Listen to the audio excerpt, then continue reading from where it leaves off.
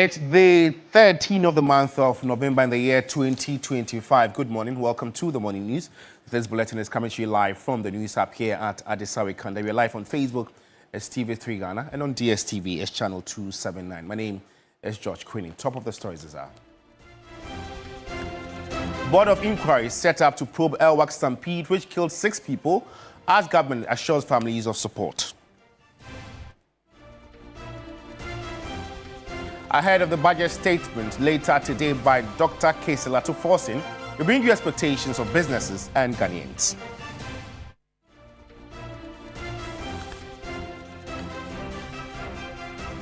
Also coming up this morning, heavily armed police and military joint forces raid Dadrin community to arrest suspects linked to a recent attack on the Environmental Protection Authority, EPA, and a group of journalists.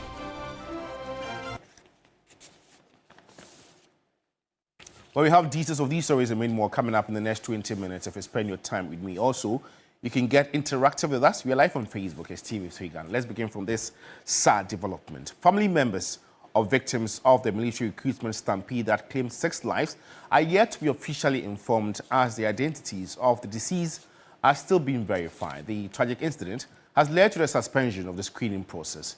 Joseph Armstrong Gold Alugbe has more. What started as a dream came true for many young Ghanaians hoping to serve in the military quickly turned into a nightmare. As early as 6 a.m. Wednesday, November 12th, soldiers on duty had a difficult time controlling the huge number of applicants who had thronged the Elwak Sports Stadium. Over 2,000 applicants queued from the 37 bus stop all the way to Elwak Stadium, causing massive traffic congestion in the area.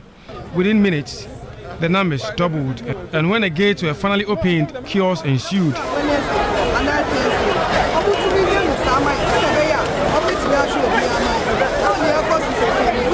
A stampede broke out, leading to the death of 6 applicants as of the time of filing this report. Those who could not make it into the screening center has been asked to return on November 13, 14, and 15, depending on the category they applied for. However, some applicants were adamant, saying they fear being left out. You've been asked to go and come tomorrow. Yes, please. Why are you still here? A friend told me last year she applied and they told her to come on Saturday, but she came and they said it's done. So I'm not going. So it's an issue of trust? Yes, please. You don't trust the system? Yes, please.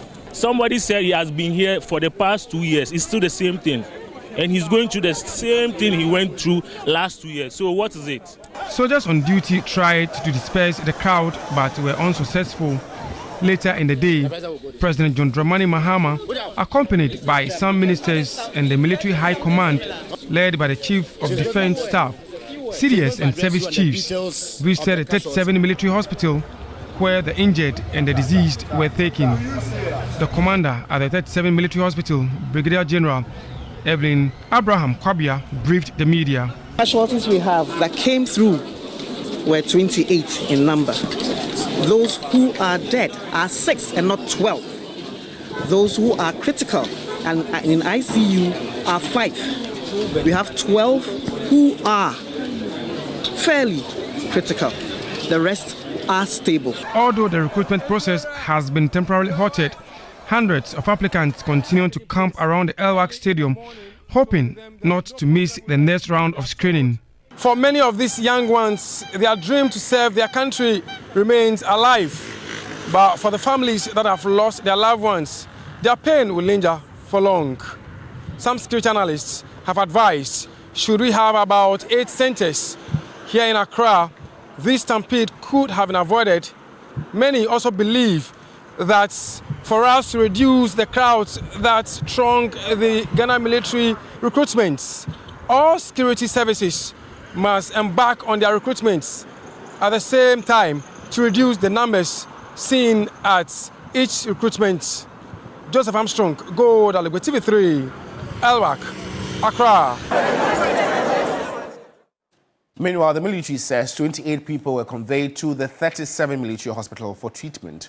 Out of the number, 6 have been confirmed dead, 5 are in the ICU, while 12 remain in critical condition. Brigadier General Evelyn Vivian Abraham Kwabia, commander of the 37 military hospital, confirmed the number when President John Dramani Mahama visited the hospital after the stampede. Casualties we have that came through were 28 in number. Those who are dead are 6 and not 12.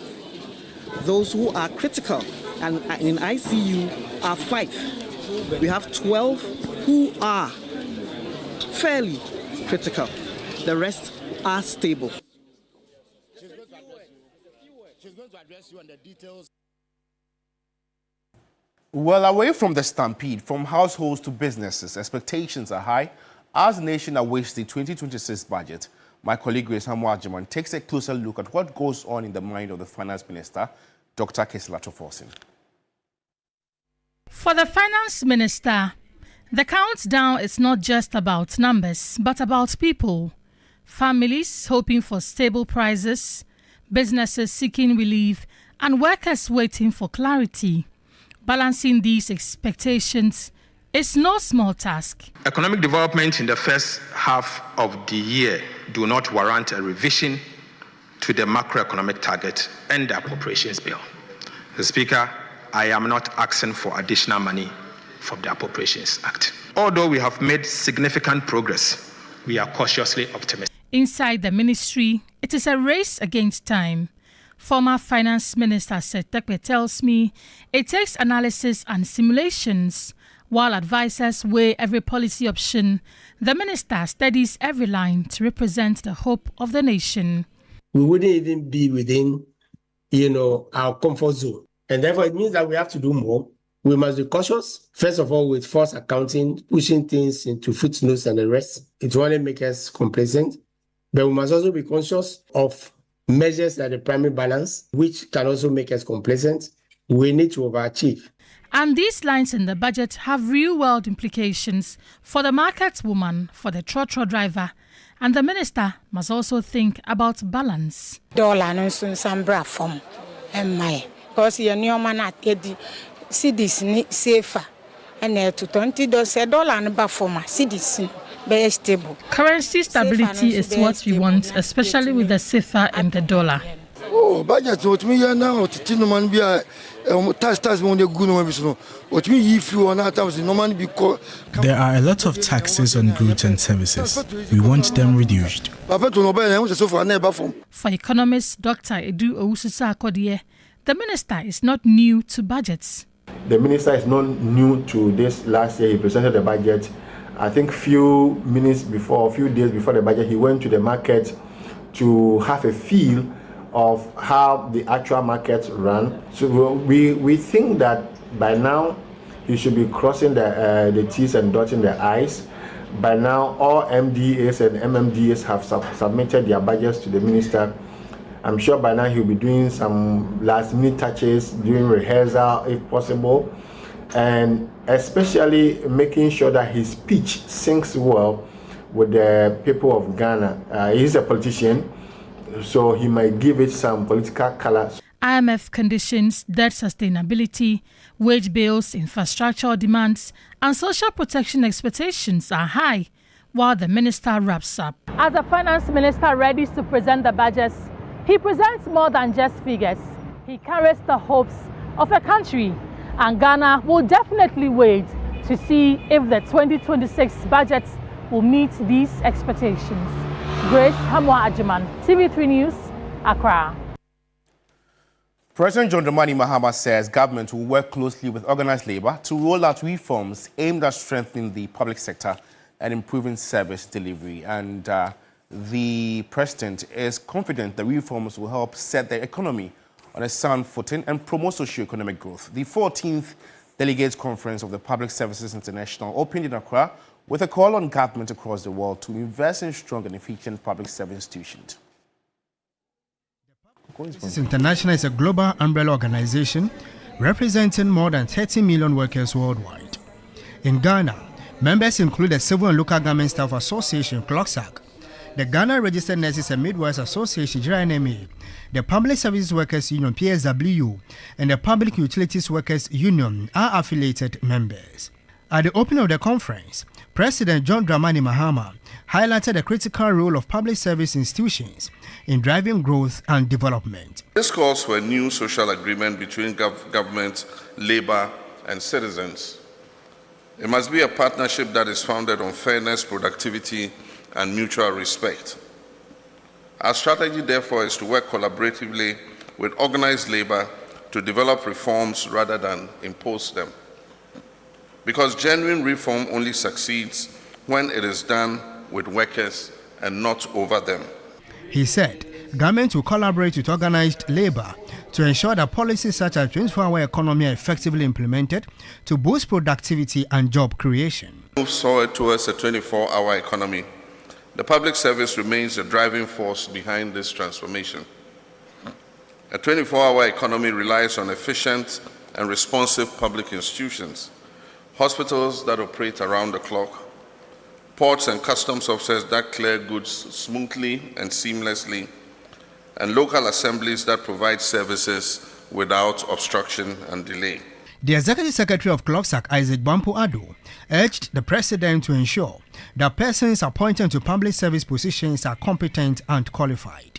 In the Gold Coast, between 1920 and 1940, where political officers were required to pass examination on the law of torts, law of evidence, and native law before being confirmed to their positions, current political appointees could also be made to pass examinations in the public services before they are appointed. The President of Public Service International also expressed concern about the difficult conditions facing public sector workers, across many countries. The union legislation and austerity have eroded protections, leaving millions of public sector workers in precarious employment.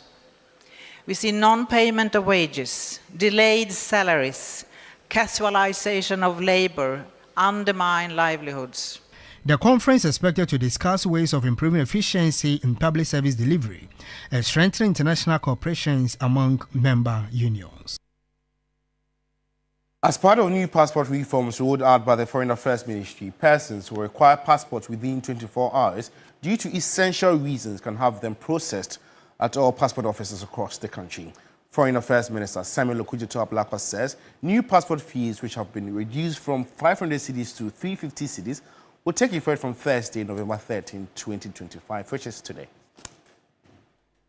Since the introduction of the chip-embedded passports, 215,807 Ghanaians have applied and received their passports, most of which were delivered by courier service. According to the Foreign Affairs Minister Samuel Okudzeto-Ablakwa, all backlogs of over 40,000 uncollected passports have been cleared. Announcing the rollout of the new passport fees, which take effect from Thursday, November 13, 2025, the minister noted that adequate systems have been put in place to manage the anticipated increase in passport applications.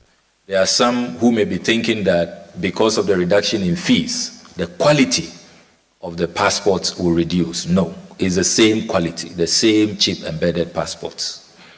We are also not rolling back on the reforms. The passports will still be delivered to you without a fee. You don't have to pay the courier service providers. We are not going back to the old biometric passports. We are phasing that out. The same convenience, courier delivery, and also the same number of pages.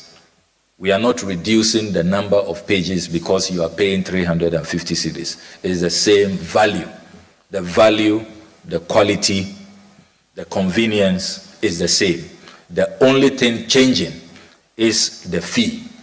The Foreign Affairs Minister noted that persons who may require passports within 24 hours due to unforeseen circumstances can now enjoy an expedited service at a fee. Excited to announce to you that we have put in place all the measures, the logistical arrangements, the technical work has been concluded.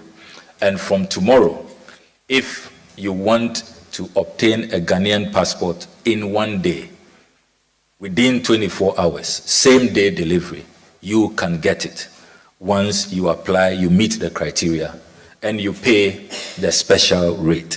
So after all of these consultations and research, we decided that 2,000 Ghana cedis is a decent sum for that one-day super expedited service. The minister has promised that the 6 newly created regions will have their own passport offices by the close of the year. Well, you can share your passport acquisition experience with us. We're active on Facebook as TV3 Ghana, and those who are yet to receive their passport as well. Let's know what you make of this very initiative. We're active on Facebook as TV3 Ghana. Hopefully, your comments will be read and shared to the rest of the world. And now, heavily armed police and military joint forces have raided the Dadrin community to arrest suspects linked to recent attacks on the Environmental Protection Authority, EPA, and a group of journalists. 5 journalists were injured after a thug of illegal miners chased them out of their Dancy enclave. William Evans Inkum has filed this very story. I wish to notify communities that attack public officials and security personnel performing their lawful duties that firm action will be taken against them. A statement from the Commander-in-Chief that will change the course of the fight against illegal mining. As you are aware, we are going to undertake a special operation in the region.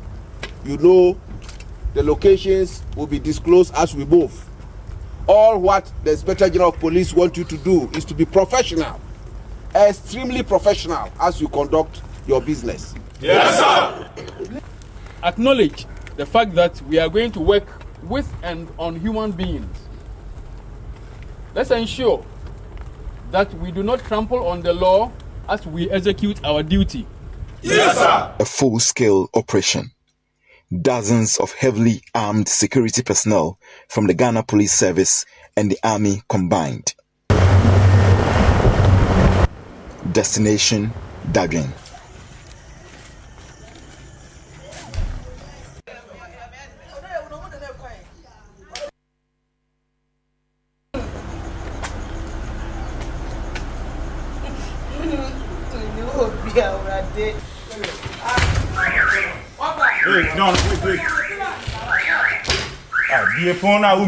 Hey, get up, come. Get up! This is where a thug of illegal miners attacked the executive director of the EPA and her team, including some journalists. A chase out that resulted in an accident involving 5 journalists and 2 officials of the EPA. It sparked public outrage. The dawn operation was swift and unexpected. For now, everybody's a suspect, and they are moving from room to room, and they are picking them. Even the public toilet was searched. Families got agitated.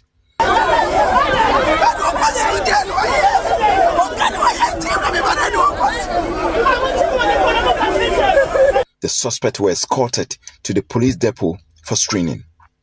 Also at the depot were suspects from Hwidiam in connection with the attack on the Naimos team. Well, away from the Ashanti region, some 191 persons have been arrested in a military police swoop in Ehi in the Ketu North municipality of the Voto region. The combined military police operation follows a violent attack on the Ehi police station, leading to the vandalization of police vehicles and other stationery. The combined police-military swoop conducted Wednesday dawn was in response to an attack launched on the Ehi police station by some irate youth in the community on November 5, 2025. According to the police, the youth attempted to lynch a suspect who had turned himself in after allegedly stabbing another young man to death during an altercation. The attack led to the vandalization and subsequent closure of the police station. The situation was so bad. The attack was so intensive. They vandalized 2 police vehicles that were there to serve the command. Police equipment, TV, and stationery were all burned down. So it also, a constraint on the police administration.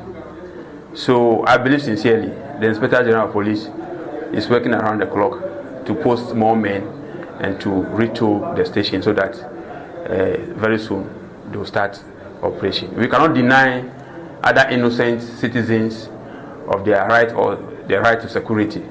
In all, 191 persons believed to be connected to the vandalism have been arrested. As we speak, we have in our custody 191 suspects, 190 male and 1 female. We had the intel that some also relocated from the village just after the incident. It clearly means that they have questions to answer. Today we couldn't get them, but we are on a lookout for them, and I believe we'll get them soon. The 191 suspects are currently undergoing screening at the police regional headquarters here in Ho. The police administration is saying that those found to have questions to answer after the screening will be duly charged and arraigned before court. Faisal Abdul Idrisu, TV. The finance minister is expected in Parliament at 2 p.m. to present the 2026 budget statement to Parliament.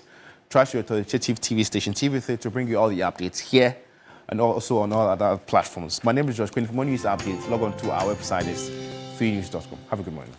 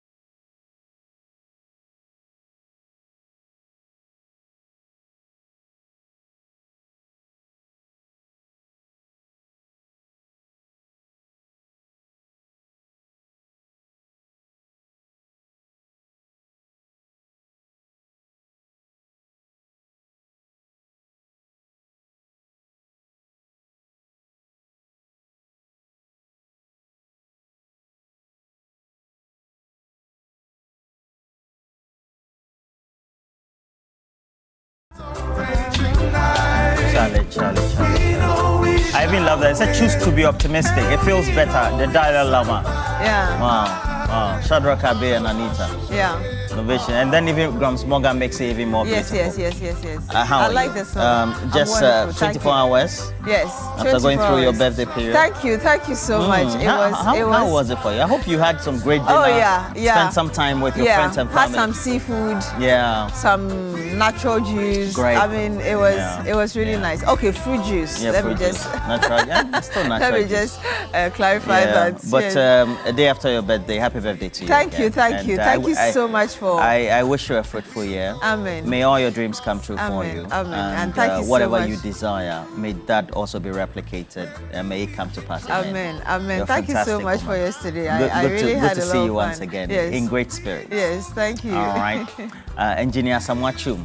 Engineer Samwachum is a loyal viewer of ours. Says the mother is called Beatrice. Oh, nice. So he's always just liking the way you are. Thank and you. Loving what you tend to ooze out. Thank you. Your vibe is, as the Gen Z will say, is dope. Thank you. Yesterday, I had a message from someone as well who said the mother is Beatrice and she was equally celebrating her 69th birthday. Oh, 69th birthday. Yeah, so belated happy birthday to her as well. I was just intrigued by that. Great.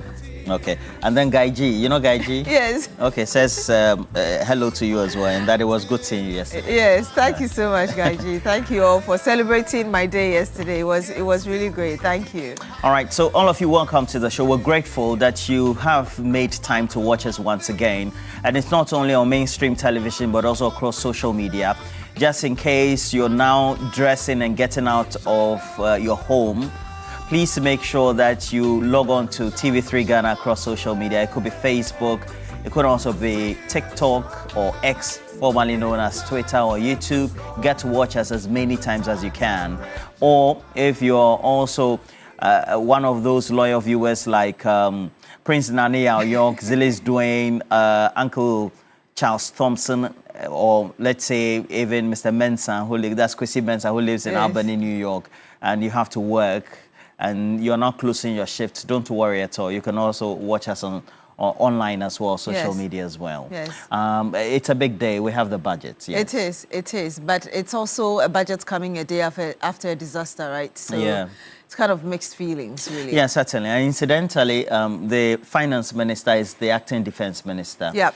And you could see that there was the readiness on the part of the president, the other ministers, including him as the acting defense minister, to readily go and brief Parliament on the tragic event of the Ghana Armed Forces recruitment that took place at Elwak Sports Stadium right here in Accra. That just went south. It just didn't go well. Because the crowd was crazy. Mammoth. And it was crazy. Just to recall, yesterday, I used that route incidentally. I equally did. Yeah, the airport bypass, and then you, but I used the airport, you went through main Bema Camp Road. Exactly, and I was shocked. I saw them, and the first thing I said was I was going to be late.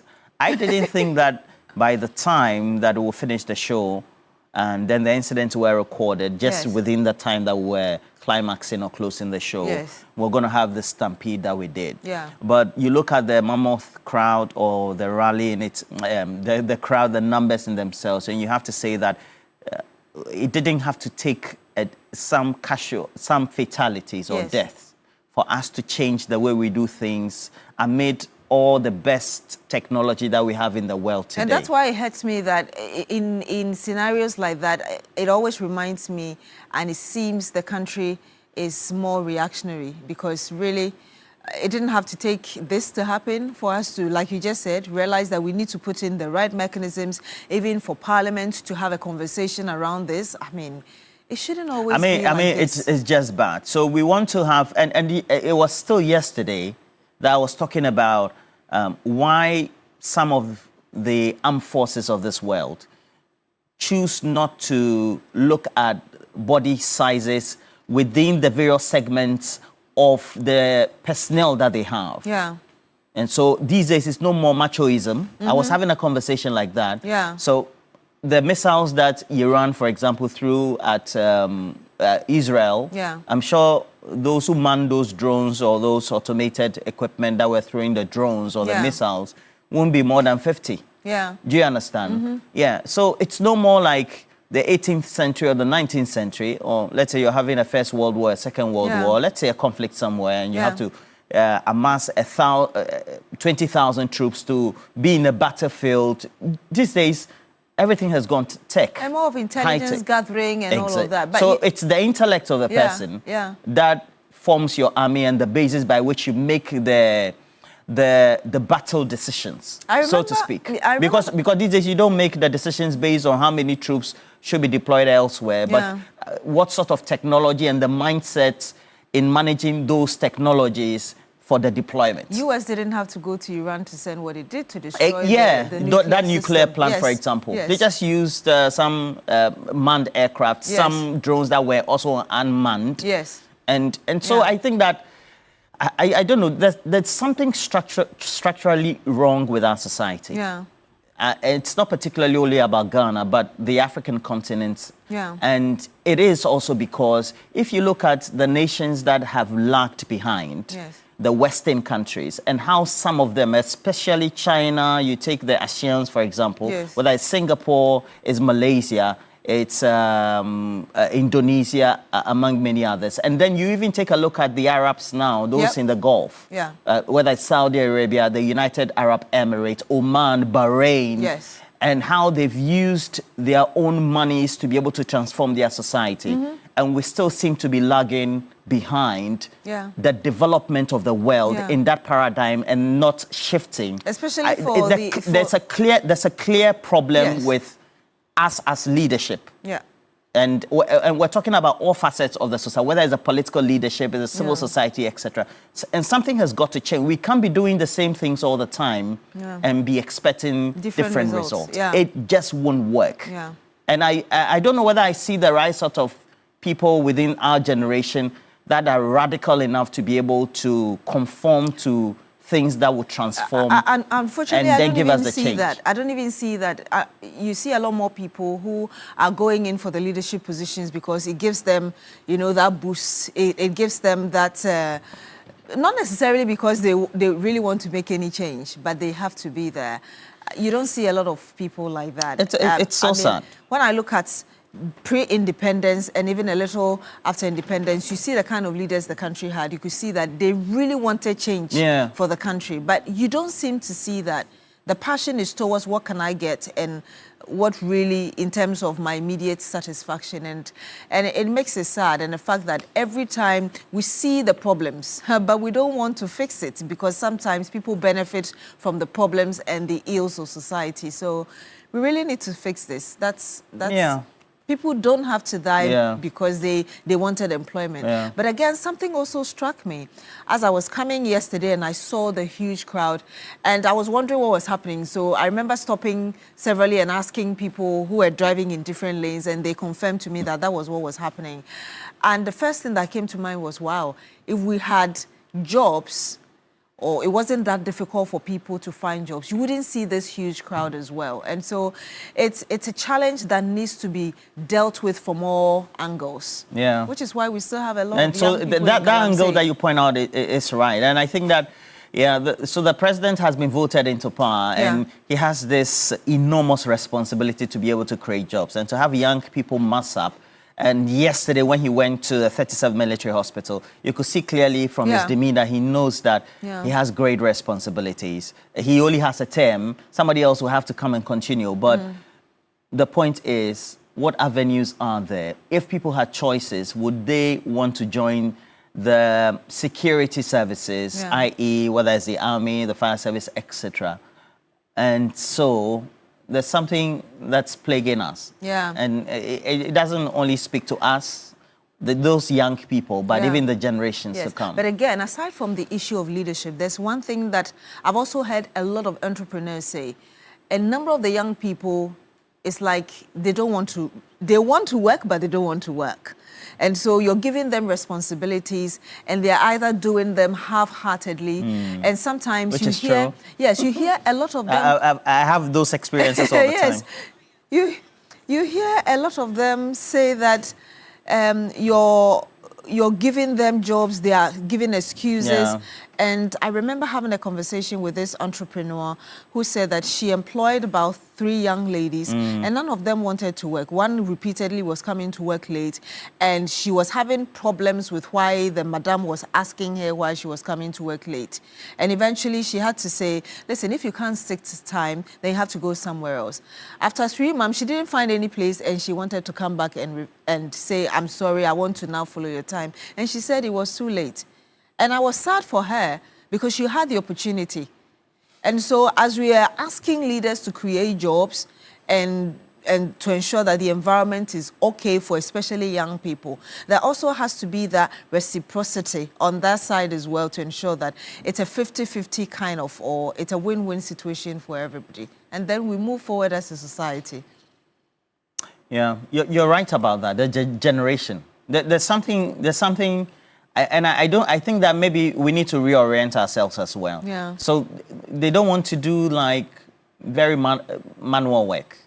Yeah. They want laborious quickly, work. They don't want to do laborious yeah. work. Yeah. And I don't know whether it's the, I don't know whether it's tech, maybe because they have a lot of things they can make online. There are smart ways to make money. Yeah. So I think it's a generational thing. I'm not saying they are lazy, but it's just that these days, you're not going to have your designer or your tailor or your seamstress tell you that I have somebody who wants to learn work. Yeah, no, they don't. So people are not doing hands-on work. Yeah. They are not learning the trade. Yeah. We don't have tradesmen. We don't have people who wants to do masonry, who want to do carpentry, who want to do something that's more like your own work. But it's also because of the mindsets people have that I need to be in an office, I need to wear a suit. Yeah, but it's the orientation. But they forget, there are a lot of people who are doing these jobs that are far richer than a lot of people in the offices. But they don't realize it. The prestige of being in a suit and being in an office, they think that's all there is. And yeah, I mean, there has to be a whole orientation, reorientation, as you said. Anyway, let's see how that goes. Yeah. And so we'll be discussing that for our this morning segment. We're opening that up for a question of the day for that segment, asking you what you make of the incident of yesterday. What can we do as a society or a country generally when we have these mass recruitments? Forget about it being only the security services or the Ghana Armed Forces. I mean, generally, we tend to have mass admissions, people massing up for maybe whether it's service or something that they've got to, then we have them. What can we do? Can't we use technology? What do you think? And then the fatalities as well. Preventable, right? So perhaps maybe somebody should take a flag for it. Yeah. Somebody should, in other countries, people would resign, actually, yeah. even if it was just one person So who died. we can talk about that for this morning segment. And then we'll look at big issues. It's a big budget day. We'll have the finance minister in Parliament. That will be from 2 o'clock, where we'll have our team from 1:30 who will be here bringing you a lot of previews and then doing all the analysis. But this morning, we're gathering all the big guns, those who tend to speak on issues of finance, business, entrepreneurship, the economy generally. Joe Jackson will be on. We have a couple more people from the Importers and Exporters Association as well, and from Agriculture, everybody else. And then we'll Guta, etc. So then we'll also talk about the subject matter of what happened yesterday. Yeah. And that will certainly have to be the first. Then we'll take strongly the subject issues of the budget and what our expectations are of Dr. Kisiel Atoforsen. And we have cash out, don't we? Yes, we are giving out money. Today is Thursday. We are almost close. I mean, we're almost at the weekend. So remember to dial *439#. You follow the prompt. Pick your favorite platform. It's right here on TV3. That's number 2. So don't forget, play more. Roland will tell you need to play more than 40 times. Then you get the chance to have your number up here so you can get 1,000 cedis, right? We are giving 10,000 to 10 people, I believe so. And yes, you choose number 2, which is TV3, your favorite platform. Dial *439#, follow the prompt, pick your favorite platform. And you get the chance to win 1,000 cedis.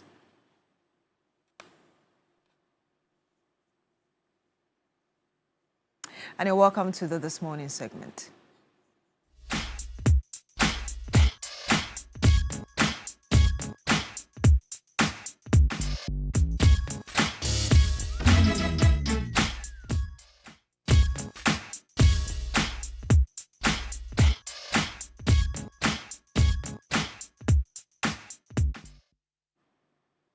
You're welcome to this morning's segment on New Day on TV3. And we have our first caller. Major joins us live now on the phone. Good morning to you, sir. Thank you once again for joining us. I hope you're well today.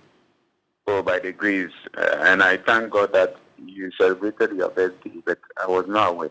I didn't get it. So I wish you. Thank you. Thank you so much. Thank you.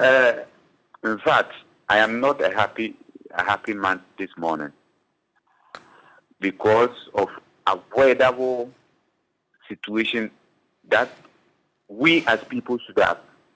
And what we hear is that it is God who gives. Let us give unto God. Who said that?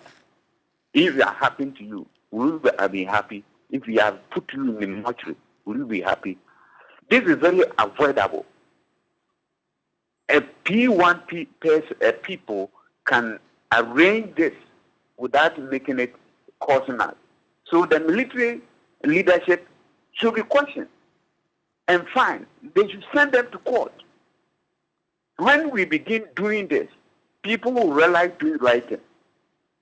Because how can just giving a number the days, maybe 500 days, even in voting, general voting, what have we done? Haven't we reduced the numbers because of stampede, the polling stations? Because of that, we have splitted polling stations to make a number very minimal. And a military, a security agency, you couldn't detect this. Yesterday, I went to read him, and the town was very empty. And we are talking about this, and these two avoidable things have happened. So, as we were saying, in Ghana and Africa, we always put our eye on a white-collar job because the society don't embrace people who are into vocational and technical. I will use mine as an example. When I was schooling at the University of Energy and Natural Resources, I did hospitality management. A whole mathematics teacher, when we were writing a combined class, he said, somebody was making noise. You know what he said? The hospitality people should keep quiet and let people who are writing a better paper write. So I get I fight that lecturer. I nearly provoked to have slapped him. But with the intervention of someone. So if you are doing this, are you not demoralizing others?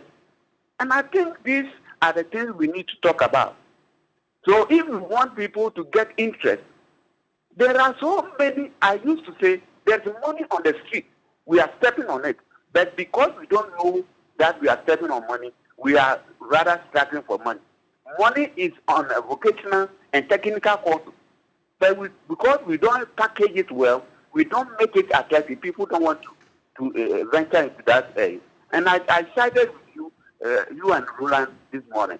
It's time we sit up and reconcile how we do things to see what we can make in that. Thank you. Thank you so much, Major, for calling us and for sharing those views with us. Yes. So, I mean, it calls for us to put a lot more effort in encouraging people to take up the TVET courses and to even build them up the more. Well, that's true. We have another caller. Yes, we do. Good morning to you, sir. Tell us your name, where you're calling us from. Hi. Yes, sir. Yeah. Madam, first of all, I want to wish you a happy birthday and then to pray that God gives you good health and the strength so that you continue to give us the kind of good quality service that you've been giving us every day. Thank you. Having said that, I think it's very regrettable that we've seen another kind of disaster barely 3 months after the helicopter crash. Though we are yet to come to terms with that, and then boom, another one also comes. I think it's very unfortunate, and I pray that God has mercy on the lives of those who have gone and those who are injured. In fact, we pray that they are recuperated very soon so that they will go back and continue wherever they stop.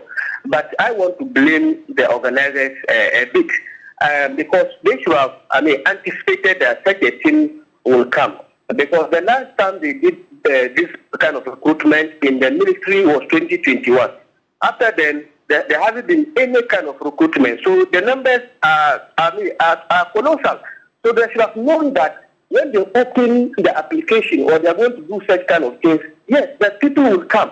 The numbers will be there. So why didn't they put in proper measures to kind of forestall what happened yesterday? I think it's very, very unfortunate that then we should try so that next time we don't see such kind of thing. But there are some people who are also blaming the current president and then the government and saying that the president is a bad luck president. I don't think we should politicize this kind of thing. It's not the best, okay? Because this is not the first time we've seen such kind of thing. In 2001, when MPP came to power for the first time, we all remember what happened at the Ohimjan Sports Stadium in Accra. There was a stampede there, a football match between Accra House of Oak and then Asante Kotoko resulted in a stampede where we lost as many as 126 lives. So, and it was as a result of stampede. So if you compare that one, it was much than that one as compared to what happened yesterday. I'm not just trying what happened yesterday, but this one is better than what happened there. So we shouldn't kind of politicize it. And then going forward, I think that the government has to work on the issue of this unemployment. In fact, it is having a problem on the youth of this country. So we try and make sure that we have employment avenues so that the youth will get there, so that we don't see this kind of issues. Thank you very much. Thank you so much for calling us from Wali Wali. Really great points he makes there, dealing with the unemployment situation and also really organizing this very well. But let's go to another caller. Good morning to you, sir. Tell us your name, where you're calling us from. Yeah, good morning, TV3. This is Ayub Feminachu, calling from Western region. Yes, sir. Okay. Please, the concern is about the 6 deaths for the military recruitment yesterday. It was really bad. And one thing I realized that does it mean that the military personnel, whoever is in the IT department, I didn't know that the number was too huge that cannot contain such a number of people that were applying for the training. And moreover, too, I think they have applied in the department, Navy, Army, and staff. I'm sure they'll have a particular number that they might work on a day. And they could have planned the people in a batch so that such incidents will not happen yesterday. Actually, if they make it okay tomorrow or yesterday like this, we are only focusing on the army people to have their checks and all stuff. I'm sure this population will not be there stranded, running up and down, and some of them I'm not sure they're fixing. That might cause some of those injuries. And additionally, for the technical and vocational institute, I realized that for me, from GSS to my university, if you check all my certificates, I'm fully a technician. I've realized that with my students, I've realized that the government doesn't give more attention to with the technical students. And I don't know if it's the background. They feel like we don't know anything. I don't know how to put it. The attention is not there. So the attention is more on traditional or the grammarian students. Most things that will come, they push it to them and they leave technical students behind. And when it's time to construct our road, they go outside there, they bring Chinese to do that. Why we have there the name that we have technical students? Why can't we put more effort in them to elevate them to become something tomorrow? Is it then why do you have the technical schools in Ghana? Not only school, right to university. Attention to be given to us. Today, when a child wants to go a very technical course, the mother will tell him or her that, no, don't go there, they like smoking. But the grammar students, they even smoke more than with the technical students. I've traveled around, I've seen a lot of them. But still, the focus is given to them. So TV3, you are our voice. Let our leaders at the top, they hear our voice. They should give some attention, some packaging, nice one, special one, for technical students. Thank you. Thank you so much for calling us from the Western region. The point we were making earlier, the need for government and leadership to pay more attention to technical and vocational studies in Ghana. Yes, but there's a world-class university right here in Ghana, Rosebank International University, a strong South African university and a brand of the ADV Tech Group, Africa's largest private education provider with 146 schools across 5 African countries and over 100,000 learners, and partly owned by the World Bank through the IFC. Rosebank International University is fully accredited by the South African Qualifications Authority, the British Accreditation Council, GTEC in Ghana, City Guild UK, and the Capsicum Culinary Studio. At Rosebank International University, we offer a Doctor of Business Administration, MBA, Master of Science and Master of Philosophy in Digital Marketing, Bachelor of Supply Chain Management, targeting professionals in freight forwarding, customs, etc. We offer as well hospitality and culinary arts, available at the diploma, undergraduate and postgraduate levels. ICT has BSc Information Technology in Business Systems and IT Computer Application Development, all carefully designed to equip you with the skills and qualifications needed for a successful global career. Our mission is simple: inspiring excellence. Admissions are now open for January 2026. Visit our modern campus at Airport Commercial Opebia House, Accra, or apply online at www.riuc.edu.gh. Rosebank International University, building global citizens. Let's go to Francis now, who joins us on the phone. Francis, good morning to you. Tell us where you're calling us from, what you make of what's on the table this morning for conversation. Good morning. My name is Francis from West TV. Yes, sir. We can hear you. Roland, we say Ansuma in our local language. And when we say Ansuma, you say SA. So Roland, Ansuma. Enter. Okay, so it's quite unfortunate that we are having this situation. At least that will tell our government that the youth really need jobs. It's not easy. It's not easy. If you see the numbers that turn up, it was a clear indication that the government, they need to do something when it comes to employment. Now, the next issue would be about the armed forces. It's like recently they are coming into the news too much. Look at what happened when we lost our gallant men. I'm thinking that the report is nothing to write home about. Why am I saying this? We had people that were in charge of monitoring the weather. We had people that were in charge of making sure that the jet was fit for purpose. You can imagine our defense minister. They are talking about losing our defense minister. And people are working freely without edge rolling. And see that the armed forces, they are beginning to have this posture that they are untouchable. I would suggest that those that are in charge of supervising or those that were in charge of monitoring the weather before the flight, I suggest that they should all be sacked and imprisoned. Because it's not easy to lose. If, let's say, if we were in other countries, I think by this time, hairs will be rolling. But look at what they are doing, and look at what happened yesterday. And even look at how they were communicating to us. I feel that they are having this posture of, you cannot be touched, so I'll do whatever I want to do. It's not like that. If the president is not careful, I'm seeing these armed forces to revolt against him. So he needs to be careful. Thank you very much. And answer my again.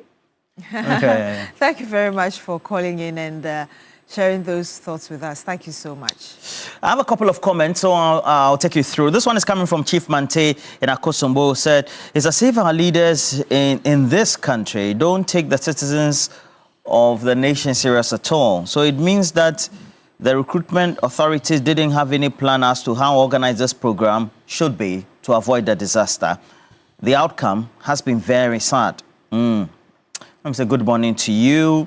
That will be NS Akota, great guy, as well as Roland Jan Kwafu, great guy as well, and John Terry, JT Molaja, wishing you all the best. You're wondering why we don't have Kukon Kete policy launch on our discussion belt, and I'm sure it's dovetailed into the budget discussion. So we will try as much as possible to be able to bring that up. Coming from JT, that's John Terry Molaja. Wishing you all the best for the day. And then Patrick is also wondering, Esquire is also wondering why we don't have on our flyer Solomon and Zato. Well, we brought them yesterday, so that will be very repetitive and could create a viewer fatigue as well for the editorial and then the look and feel. All right, so pardon me. Next time we'll try and do better.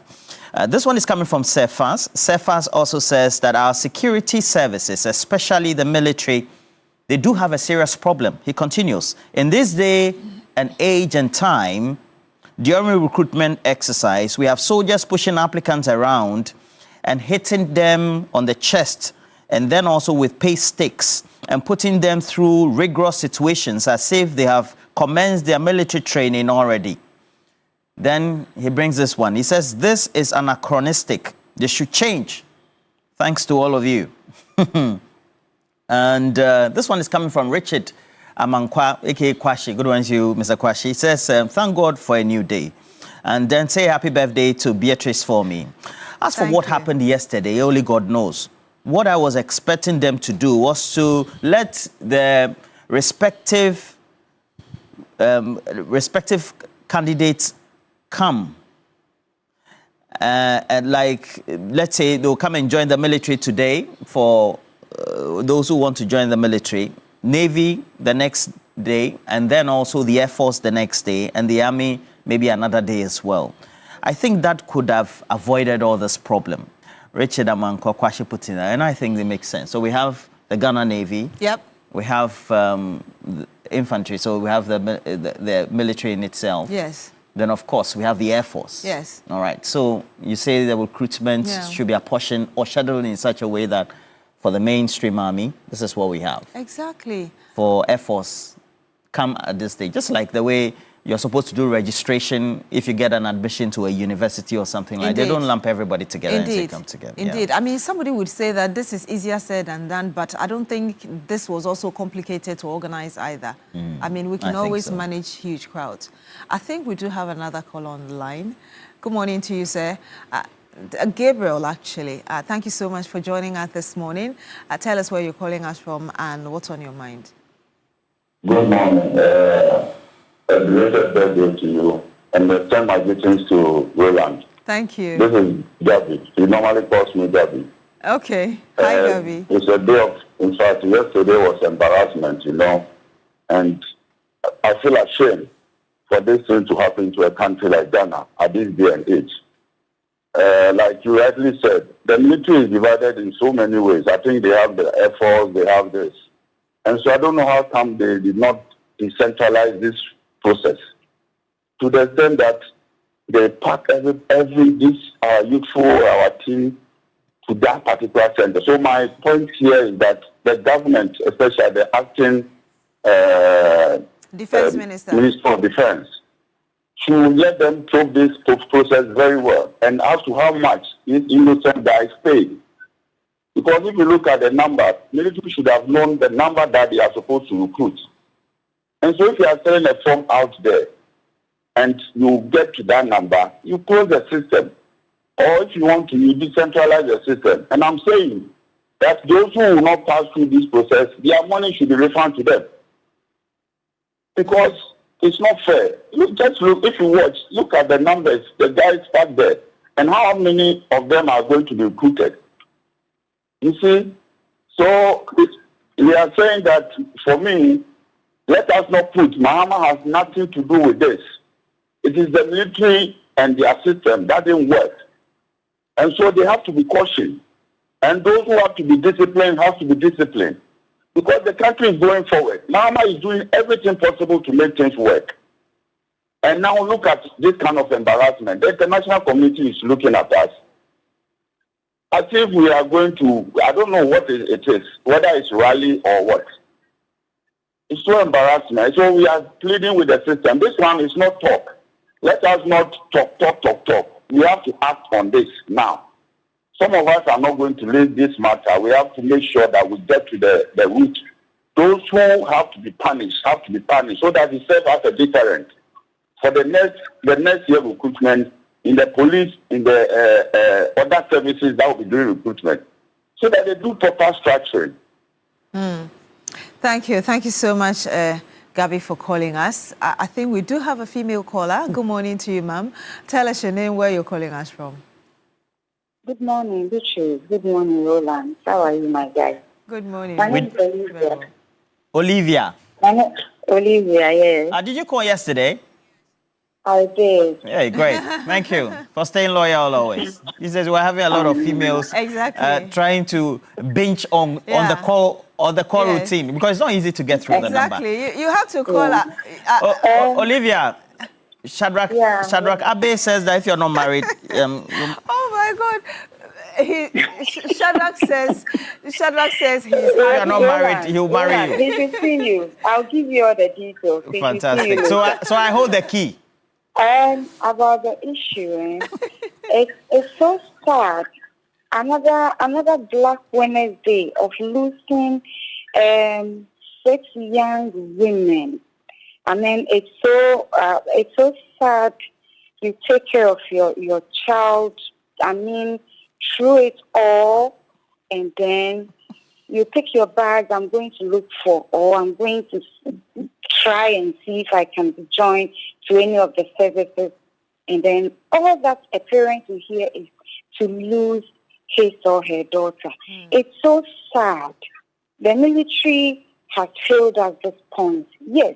If you see the videos rolling on social media and on this station, it's some way. I saw a lady trying to climb the wall to get into the LWAC and all that.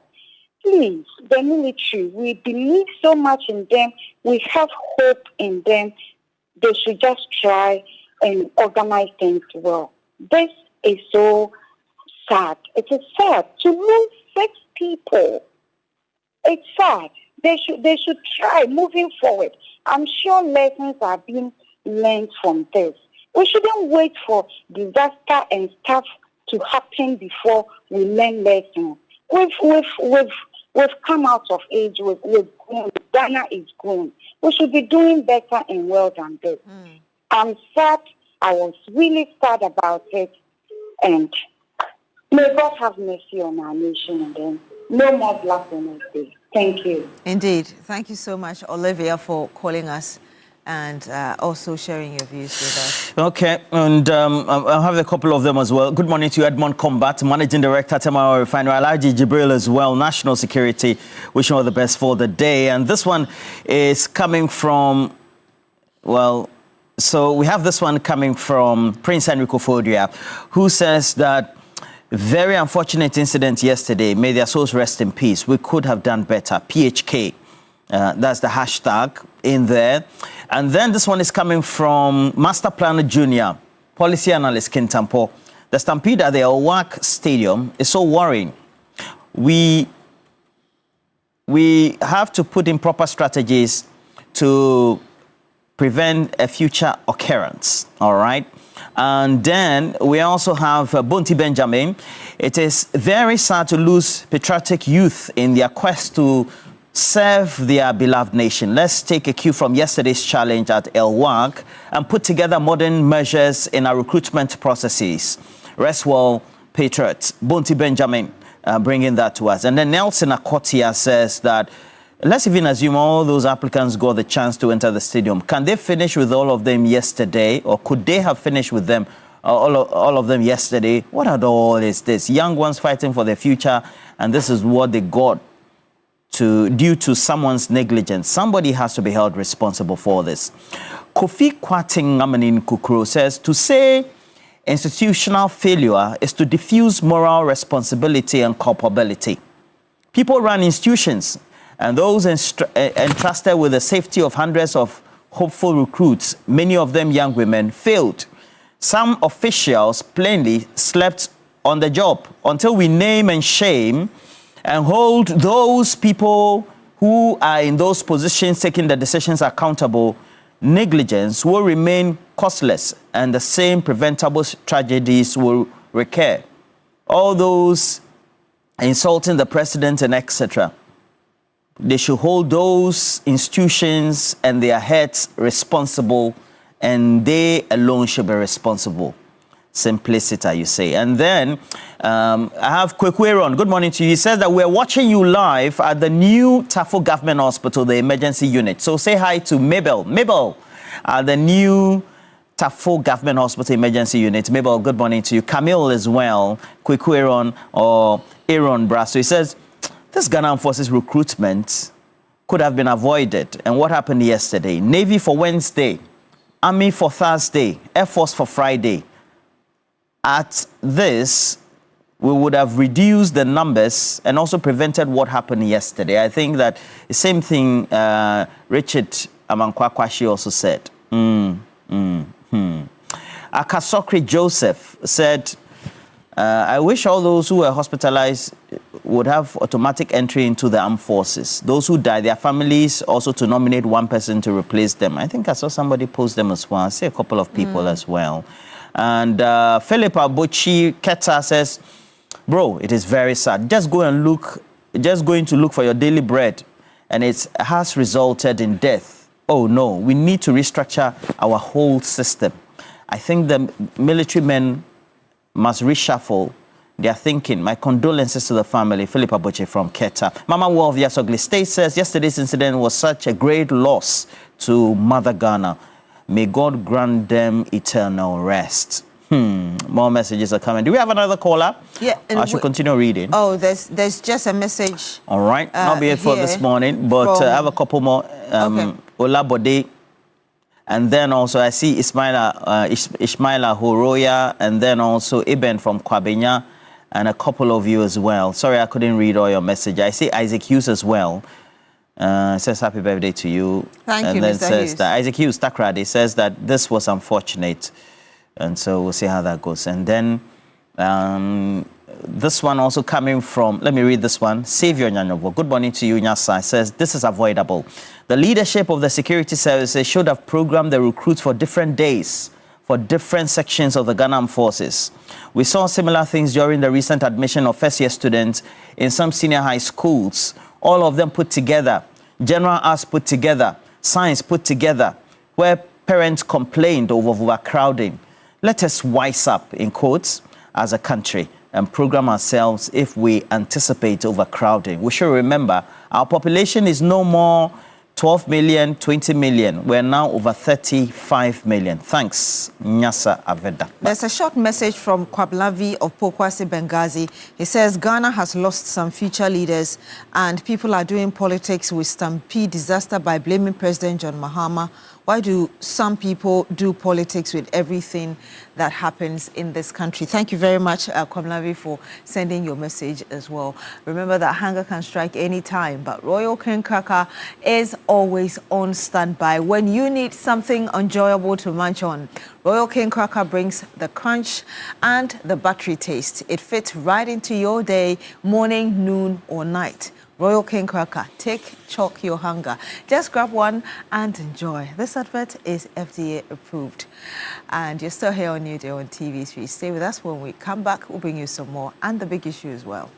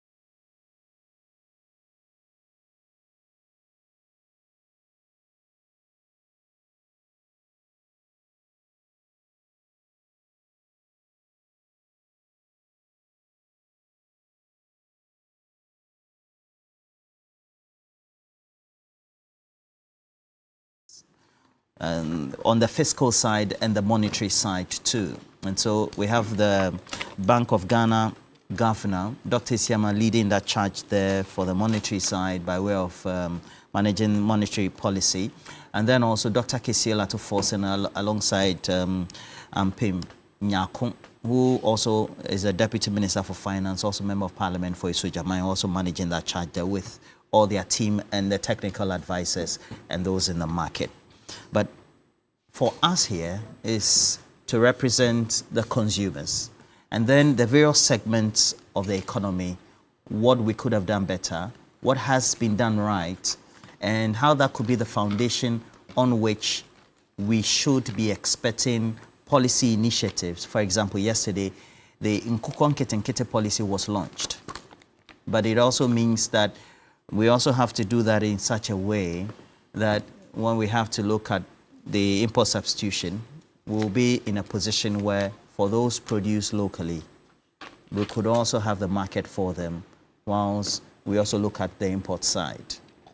All right, it's very important. And for importers and exporters, very critical. For consumers, important as well. So what we've decided to do is to put together a team from all facets of the economy speaking for them. They are regulars right here on the channel TV3, but more importantly, they also speak to the issues in the absence of all of you who should be seated here as viewers, as consumers, as policy analysts, etc.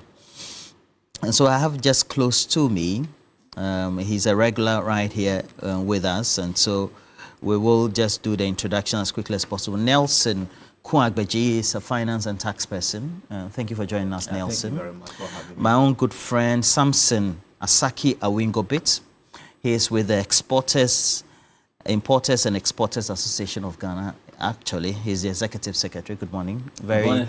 In good regalia. Thank you. Are you a chief? I'm from a royal family. Okay, you are from a royal family. Besides that, I speak for import and export. Yes, so those who want to buy Ghana product is here live. rightly represented. And a man I know so well, we all went to school together. And he's my junior though, but now we are all adults. So he's carved a niche for himself as a security person, speaks on all matters as well. Emmanuel Kutin, he's here. I've been hearing of him. Mr. Kutin, yeah. How are you, Bobo? I'm good. Thank you. Good to see you once again. Thank you. And then I also have here Charles Kusiapia, who is with the Ghana Union of Traders Association. He heads their Bureau for Business and Economy.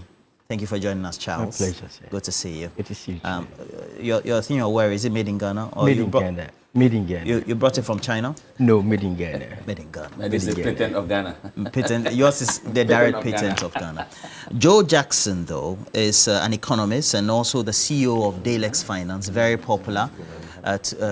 Took over from Ken Thompson, and so we have Joe Jackson joining us on stream as well.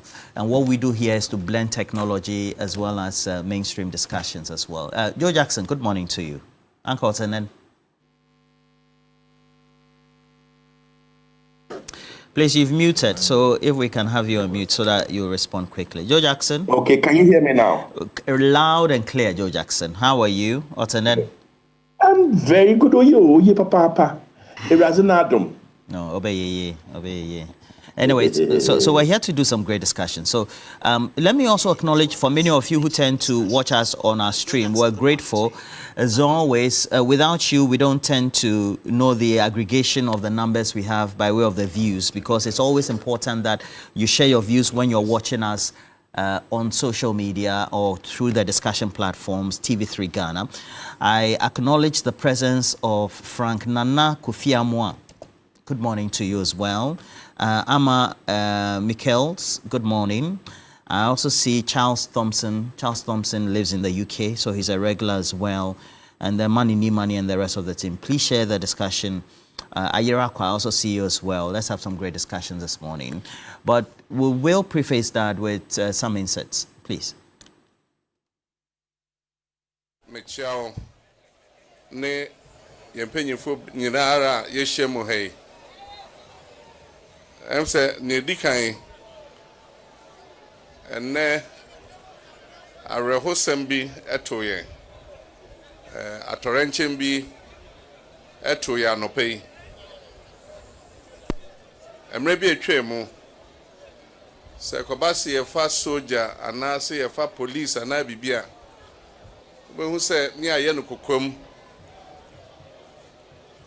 wonte hwee wobɛhwɛ a na yɛyi nipa sɛ ɔmonkɔ for training nti abra a yɛbɔ ntoa ansa ne yɛbɛto 2024 abatoɔ no mehyɛ bɔ sɛ sɛ yɛba a ɛkɔba sɛ yɛfa soja na police a yɛde bɛto dwa na region biara yɛma yɛmabu no akwanya na ɔmo so ɔmo etimi abɛpere sɛ na ɛbɛyɛ a ɔmbɛnya sɛ adwuma no bi ayɛ ampa nso yɛbie adeɛ a yɛfrɛ no portal nti yɛmabu no pii ɛkɔ saa fidie no so ɛkɔ register nti ɛnnɛ ɛna nkɛwɔ sɛ yɛhyɛ ase na yɛhwɛ ɔmo nwoma ne ɔmo ho sɛnea ɔmo ho de siteɛ ɛne saa nneɛma no nyinaa nti anɔpa yi region biara yɛkyerɛ ɔmo baabi a ɛwɔ sɛ ɔmo hyia na akra akɔyɛ kuropɔn no yɛ sɛ nipa dodo a epie yɛ sɛ ɔmo hwɛ sɛ adwuma no na ɔmo dɔɔso yie na ahoprepre ne adeɛ a ɛhyɛ ase abra yɛbie gate no sɛ nipa nwura mu no ɛma nipa ne bebree ɛde ahoɔden epia sɛ ɔmo kɔ ɔmo anim etimi ewura mu na awerɛhosɛm ne sɛ ebi ɛhwɛ ase ɛmeɛ tietia ɔmo so na mene mo kasa yi sɛnea yɛnya ne nteyɛ nipa nsia yɛmabunu ahwere ɔmo nkwa na dumienu bi nso ɛda hospital a ɛkyɛ sɛ ayɛ den nso yɛbɔ mpaeɛ sɛ ɔmo ho bɛtɔ ɔmo na nyame ɛnya awerɛho ama ɔmo enti meka sɛ soja mpanyinfoɔ ama yɛ aso ate sɛ yɛmma nsia ɔmo nyinaa ɛyɛ mmabaawa ɔma hwere ɔmo nkwa sɛ Kumasi ha nso bibi kakra saa asiyɛ a ɛkyɛ sɛ nipa baako sɛ wepra dendenden a ɔda ayaresabea ɔno nso yɛbɔ mpaeɛ sɛ obenya ahoɔden na nyame ɛho no mmɔbɔ enti nkradeɛ no meka kyerɛ asogyafoɔ sɛ ɔmo ngyae ansa na yɛnhwɛ mu na yɛyɛ nhyehyɛ foforɔ sɛ ne bɛyɛ a ne esi no nsi saa biom enti makasa no mɛsrɛ na obiara pagya ne mu sima baako pɛ na yɛde akae yɛnnuamaa a ɛkyerɛ sɛ ɛnɛ ɔmo ayɛ nyame deɛ. And the specific event where the president was speaking was in the Ashanti region, where there was the launch of the Nkuko Nkete policy or program, so to speak. And it was supposed to have been a joyous moment. Then he heard the news of the incident, the stampede, subsequently the reports of the deaths. You know, the media had shuffled between two numbers, 6 and 12. But we got the confirmation ultimately that 6 people had died following that stampede. A number also had been admitted as well. Others were in critical condition. And so the president at that event of the launch of the Nkuko Nkete program was just telling the participants that this incident had happened in Accra, but also had prefaced it to premises on the fact that a number of incidents had been cited where recruitment had been made over the last couple of years, and public announcements hadn't been communicated to the public for them to apply. And so this was extended en masse across all regions. And so was telling them the numbers that had passed on, but also those that had been injured, expressing his sympathies and commiserations. Subsequently also stating that there were some reported incidents, not of fatalities, but also even in Kumasi or Ashanti region, where he was making the announcement from. And so basically, that's it. Okay, so, but since then, let me start with Joe Jackson. I'll end with Kutin. Kutin is the security expert on the panel, so I'll take him last. But Joe Jackson, what do you make of the incident in itself? It speaks volumes about mass unemployment we have in Ghana, is that not it? I mean, on a day like this, we're looking at the budget, etc. I mean, straight away, that should be the talking point too, apart from the lapses in security and perhaps unstructured organization. Listen, it's a sad day. So, I'll start by reminding all of us that the State Statistical Service told us that 32, and I repeat 32% of all who want a job between the ages of 15 and 35 are unemployed. 32% of our JSS leavers, our SHS leavers, and our university students, and we could go on and on. This incident speaks of the desperation of our youth to get jobs. Our nephews, our nieces, our sons, our daughters, our sisters, our brothers, they are so desperate to get jobs. And it's that desperation that has led to their death. At this moment, you can only feel sad for us, sad for the families. Can you imagine what it would take to be a mother to hear this morning that your daughter, yesterday, that your daughter left home to go and apply to be an army officer? And then by the close of day, you get notice that she is gone.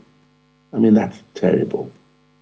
And straight away on a day like this, it just speaks to the heart of this issue of job creation. It speaks to the heart of the issue of what do we do as a nation to start to provide jobs for that 32% that the government statistician told us about. It's a tough one. It's a sad one. It's, you know, when I heard the news yesterday, on a very personal note, the first thing I did was to start calling those I know in church who had asked me, reached out to me to say, do you have a connection for the military recruitment? I said, I don't. I really don't have any connection. I don't know anyone, and I don't know, I can't help. So I started reaching out to them to say, are you okay? Listen, it's terrible. And if there's anything that must be addressed in this budget, we must see a clear plan for creating jobs. And here I might say that let's not go the route of government creating jobs. Government will pretend to employ, our youth will pretend to work, and we will all be worse off. Let's start looking at how do we get the SMEs, the small businesses, how do we get them to create their jobs? 2 here, 3 here, 15 there. How do we get them to create those jobs? Because at the heart of this country is that 32% unemployment rate between people who are aged 15 to 35. I end my opening remarks here. Right. And Charles, I mean, you're a private sector person, so and I know that for people like you, you don't dream of going to seek employment. You rather employ.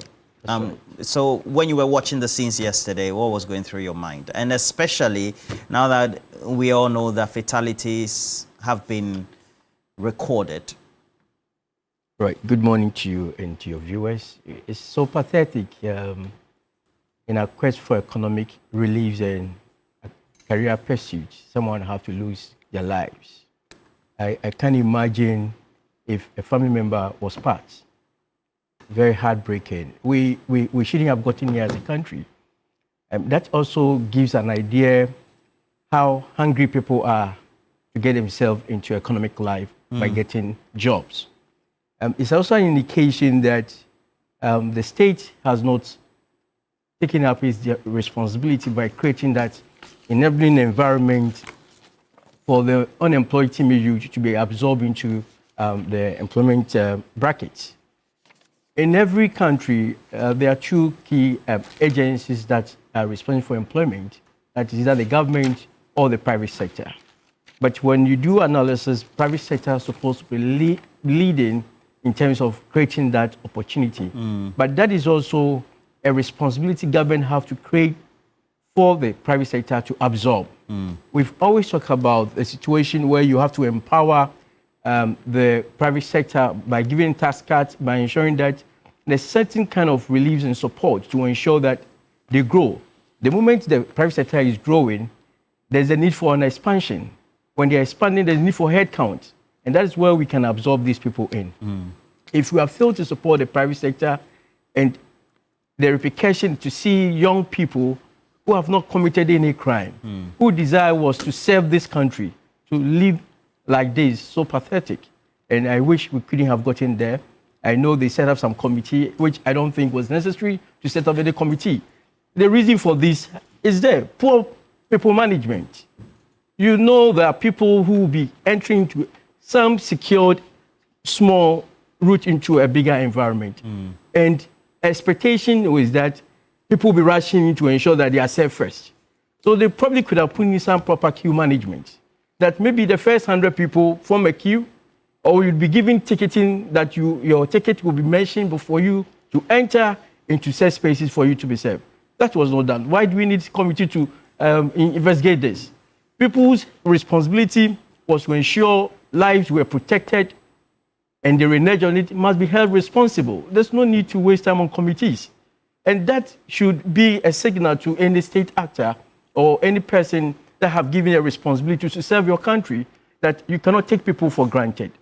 Just like when you're going for visas, how the embassies treat us. This is the same way our state is treating us.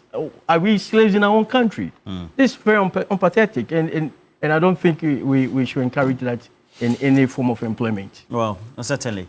We take a look at the comments about perhaps creating private sector jobs other than reliance on the ones created by the public or dependent on the public's purse. At the end of the day, it has to be more intentional than the way we are now. How should that be done? All right, thank you very much. Let me first of all say that when issues of this nature happen, we need to identify the root cause of the problem. Now, we are only talking about what actually happened yesterday, where over thousands of people gathered at the LWAC Sports Stadium for the recruitment. Now, you will recall that we have had excess number of students from the free SHS in the system. Now, the requirement for the entry into the security services are not stringent like that of the universities and the academic institutions. And so those who are not able to make the needed grade to go to the university, they may prefer to go to, these security services. Now, the chunk of people who they were recruiting or they were supposed to be taking care of yesterday were SHS graduates. That tells you that the free SHS that we have rolled out in the past, there is so much number in the system that every year, when these opportunities come, they want to take advantage of it. Which also means that when the program was rolled out, the end objective was not well thought through, because there is no need sending people to school, then at the end of the day, they'll finish school and be home unemployed. So I personally think that the excess number of students that we churn out from the senior high schools as a result of the free SHS is a contributory factor to what we witnessed yesterday. Again, what also happened yesterday clearly shows that policy decisions, economic policy decisions, must be made based on data. Just as you rightly said, government alone cannot create jobs to employ everybody that finished school in this country. And so the chunk of the employment must be done by the private sector. However, the government is only the enabler, creating the appropriate environment for the private sector to flourish. And so I think that going forward, in order to avert this issue of unemployment in Ghana, our policymakers should make policy decisions based on well-informed economic and financial data. Reason why, for this year's budget, what we are looking at is that the economy has enjoyed stability for some time now. And what we want to see is that the policies and programs that government will implement should be tailored towards growth. Not only growth, in numbers, but growth that will actually translate into decent, quality, and sustainable jobs for the youth of this country. Now, what also happened issue is also a national security issue. It's a threat. Because if all those people should mass on the street that they are looking for jobs, they are frustrated, then the story will become different. And reason why leadership is key. And I believe that we have seen that leadership since the beginning of this year. And I think that the focus must not just be on, white-collar jobs. I wake up in the morning, I wear my tie and coat, drive to work and work in an office. I think the focus must also be about creating entrepreneurs. If you look at the nature of our economy is predominantly dominated by SMEs. And so some of these Akukon Kitinkiti program, I think we should target youth more so that they can be self-reliant, so that we can try to avoid some of these incidents that we witnessed yesterday. Thank you. All right. Mr. Wongobet. Well, Roland, thank you very much. I think yesterday was a very sad day. I used to hear Black Wednesday, but I can tell you clearly that yesterday was a Black Wednesday to me in person. And first and foremost, I must also comment the President, His Excellency President John Dramani Mahama. You could see from his address at the Nkoko Kitikiti opening yesterday, he spoke in a sober manner. That shows that what happened yesterday really touched his heart, that the youth of today are looking for a job, a serious job to do. Then he has to rush back to Accra quickly and he paid a visit at the, the 37 military hospital to see the victims. I must say that I'm not going to depart from where my colleagues have spoken. I strongly believe that the military high command have actually failed us as Ghanaians in terms of their recruitment arrangement, knowing that this was done on digital, is that not it? Those who applied or were done via internet. And online, so yes. You have the numbers and you have segregated that these are the senior high students first. And indeed, you know the numbers that were going to come. Then you know that you have Air Force, Navy, and Army. So Independence Square is there. It's an open environment. Because look at the numbers. What do you call it? LWAC 2 is there. LWAC is there. Sports Stadium. Kaukuri. Sports Stadium. That's why I say stadium is there. Okay, so stadium is there. Independence Square is there. LWAC is there. Kaukuri is there. You or even Legon. The Legon. Yeah. Exactly. So you segregate. Those who want to go to Air Force, go here. Those who want to go to Army, come here. Those who want to go to Navy, come here. And you know, or you make it sound so simple. Yes, no, but you know, they have it in the system. All those who applied have indicated area I want to go, of my interest. Either I want to be the Army, I want to be the Air Force, I want to belong to the Navy. So they have it. The HR department, I'm talking, if they're talking about recruitment, the HR department should be on top of their issues. And so I know they have the Director General in charge of human resource at the general headquarters there. So they should have looked at the numbers and then segregate it. Sophistication alone. I think later when we saw it, I saw that they now brought canopies into the place. And that was, I think, afterthought. So I think that quite clearly they couldn't manage things very well. And if we were to be other areas, some general would have resigned. Because you mean if it was Japan, because China, some would have resigned. The US or something. People would have resigned for but not Ghana. Ghana, but we are also equally human beings. We are going to sit in the same class with these people who will say, look, because of what I've done, I will honorably resign from my position. But we are in Ghana, as you said, rightly said. I must also state that we need to look for jobs, as he said. And I think that the Nkoko Kitikiti, I said it somewhere that looking for employment today or in terms of doing farming is not because you were done ahead. You know, during our time, they think that if you go into farming, then you couldn't make it to school. But I can tell you, even the president of himself, the sitting president, I'm talking about, he has a huge farm that he's producing both maize and he's producing rice. You remember the last time he said his bigger customer is at Asochari. Is that not it? Have I pronounced? Very beautiful, well-organized farm. Aha. So that is where globally, I get return from Cambodia, where we had the people from Vietnam, Philippines, Thailand, Cambodia, and Malaysia, India.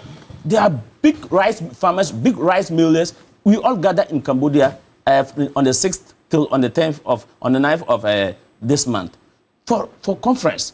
And I told them that, look, if you are looking place to go, the economy that is growing and stability is gonna come and set up your rice mills, your rice mills here, right away to Aveheme, right away to Asochare, going to Yakaba Koboro in the northeast there, go to Via Dams in the Upper East region there, so that we produce. Remember, just 2 days ago, people are crying in Upper West that they farm rice and maize, they're looking for buyers. Is that not it? Yeah. So we need people to come. Let's build shallows.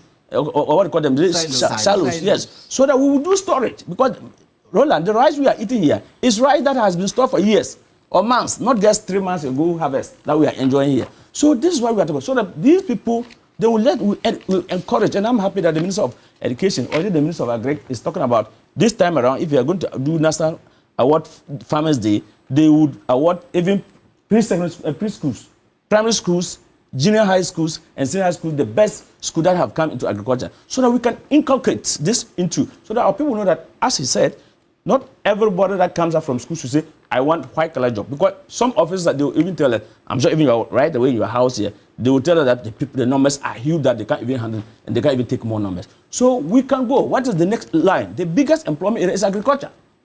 We can go. We should target. We shouldn't just go and give to only the old ladies, the old men, but let's also target the young, catch the young, and let them go develop the talent, go the interest into agriculture. Let them understand there's off-takers. Whilst if you are producing and there will be an off-taker, then you have no, you won't run to the cities looking for a job, or you won't run going to Galamsey and other things, which is illegal, isn't it?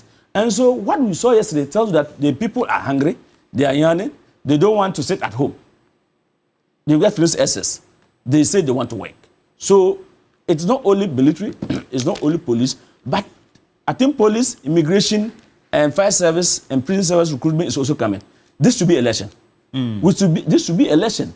It is unfortunate that these our young girls pass away, made their untimely death yesterday. I've heard that one MP said that is what they could. There's nothing can be done. I said no. A mother shouldn't speak like that. You should empathy. You should be empathy with the family. You should console the family. You should pray with the family. As somebody said, these families need psychologists to talk to them. Because my daughter is going to look for a job. Exercise. Then the next minute, there's a call. What happened? Your daughter is gone. Hey, the investment alone, even the free education that we talk about, my daughter is in school. My son was in school. We still give them money, even though it was free. But if they tell you that the amount of money that we spend to take care of our children in school, it wasn't easy. So I think that people have lost their life.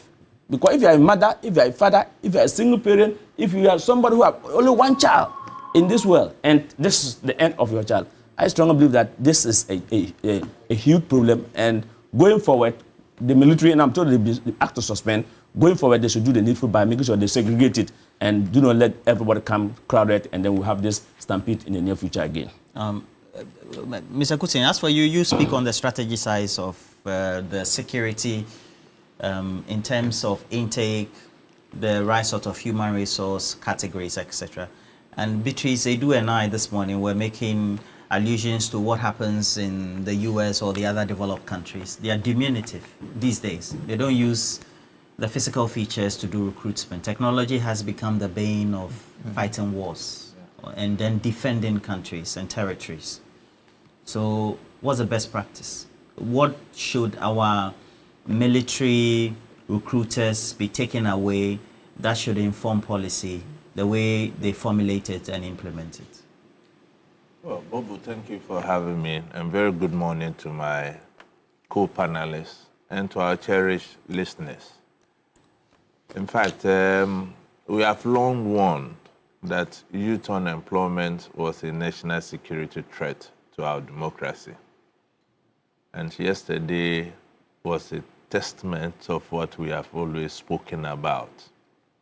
In terms of strategy, like you rightly asked, there were some critical gaps. And to me, I think the military didn't anticipate the sheer volumes, even though they know the numbers that they had under their belt. So the critical gaps were more or less crowd control, infrastructure, and management. So if you look at what has always happened in the last 8 years, you realize we've not had public recruitment like we have seen. We always saw people passing out from our security agencies, and we didn't even know how they were recruited. So when this government came and decided that they were going to conduct a public recruitment, I think the military should have anticipated this kind of challenges. So they slept on their jaws practically. In other jurisdictions, I use my own daughter as an example. When she finished high school in the US, at her graduation, that she was recruited to the Air Force. You mean they came there soliciting? They came there soliciting. And it was so beautiful. They asked, those who want to join the Air Force, can you please stand up? Those who want to join the Army, can you please stand up? The Navy SEAL. And there were officers there who gave them all the military honors. Why? They are coming to serve their country at the peril of their lives. Going into this kind of recruitment is not essentially for jobs. No. Now what it's is it a risk you are taking. By in our parts of the world, the country. By in our parts of the world, yes. So it's a demand supply situation. Exactly. Okay. So there they fight many wars. Yes. And then they also have it as a policy by way of their defense policy. Yes. To have the numbers. So yes. they even have some for the reserves. Yes. So that when there's the need for a country like the US yes, yeah. to undertake, as you people say it in your military colleges and universities, interventions. Yeah. If they have to undertake any intervention in any part of the globe, yeah. then they know that they have the personnel there to be able to deploy. Precisely. We don't have the budget. Mm-hmm. We don't have the numbers. Mm-hmm. And we don't have the demand for it, so to speak. Yes. Even though the supply is that much. So, this is why we have to be intentional as a sovereign country. Okay. I always say security is very expensive. We draw best practices from other countries. Is that not the case? That's true. Why should our own be different? And with the story I was even telling so let's say University of Ghana graduation, then the military will come. Exactly. Who is interested? Exactly. And you know why? The whole year group will go. No, because there is an underlying problem. The underlying problem is that there are no opportunities elsewhere. Exactly. Or that's why everybody's rushing there. If there were opportunities, like in the enabling environment that has been created in the case of the US I'm talking about, there were very few people who stood up. That was why they don't even want to join. They don't even want to join. Roland, and guess what, Roland? The government is paying. They do that. What he's talking about, the banks do that. Yeah, but they take... They take you through a process. Those who qualify, obviously, will be uptaken to the banks. So they could, just like he's describing, they could adapt that. It's not beyond our reach. Okay, so that they reduce the The numbers that will come for the general recruitment. If you say that you all right. stupid, Okay, not to stampede him. Please. Yesterday was a stampede. I don't want it. Please continue. And guess what, Roland? They are even paying their school fees for them because they are incentivizing. In the US? Yes. Once they identify you, they will pay the rest of your school fees and still give you money. US. So they are incentivizing you to come and serve your country. And you know, in the past, that is how it used to be in Ghana. Yes, that but because we have failed in our policies to generate the kind of jobs that our teeming youth are yearning for. Look, if you look at the statistics, 60% of us are the youth. But because of politics... I think 70%. According to the population and housing census, 70-75%. Yes, but... are young people now. Yeah, okay. That is the projected. But in the last, I will go with the last because it is being projected. You know, in statistics, it could be there or there. You understand? Yes. So, you see, because we have politicized everything in this country, our policies don't go beyond presidential terms. Our policies don't go beyond... They're not continuous. They are not continuous. You see, our National Development Policy, Planning Commission. NDP. What has happened to that commission? So it is about time as a country we begin to be intentional with our policies and remove the nuances of politics and set up deliberate policies that will create jobs for our youth beyond presidential terms. In other countries, that is how it is done. But there's NAPCO, there's... NAPCO is good. But you are talking about NAPCO. We are talking about very good jobs. Sustainable. Sustainable jobs. We are not talking about this kind of jobs that is hand to mouth. Sometimes it cannot even do anything to you. And that brings me to the area of enabling our private sector to give jobs to our youth. What we often do is to give free zones and other facilities to the foreigners. And they repatriate this profit abroad. We don't help our local businesses. And that is the challenge. And look, you mentioned about the free senior high school thing. It's a good thing. Because if you look at every country that is successful in its developmental agenda, it's about the rate of education.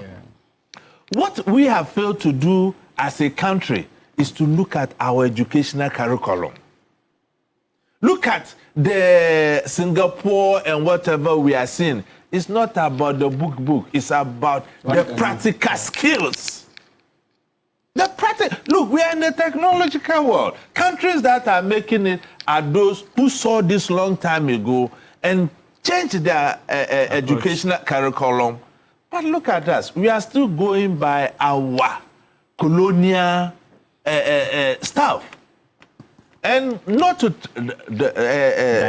digress, as a security analyst, yesterday, what I witnessed with some politicians trying to make certain comments about these things, it shows how polarized we are as a country.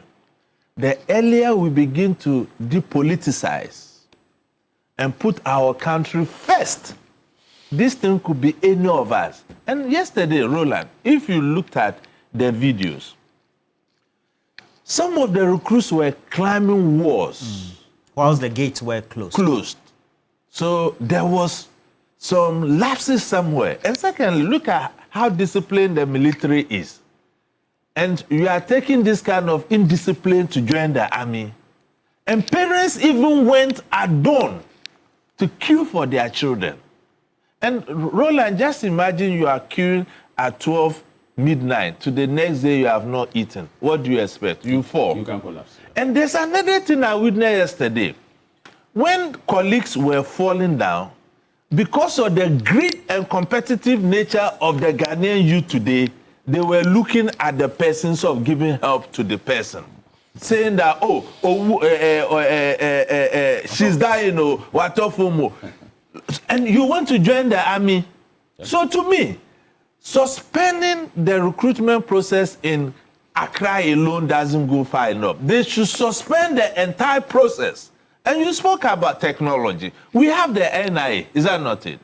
When we were all given those cards, they measure our heights. Is that not the case? So these people also apply through the electronic system. At least you got the numbers.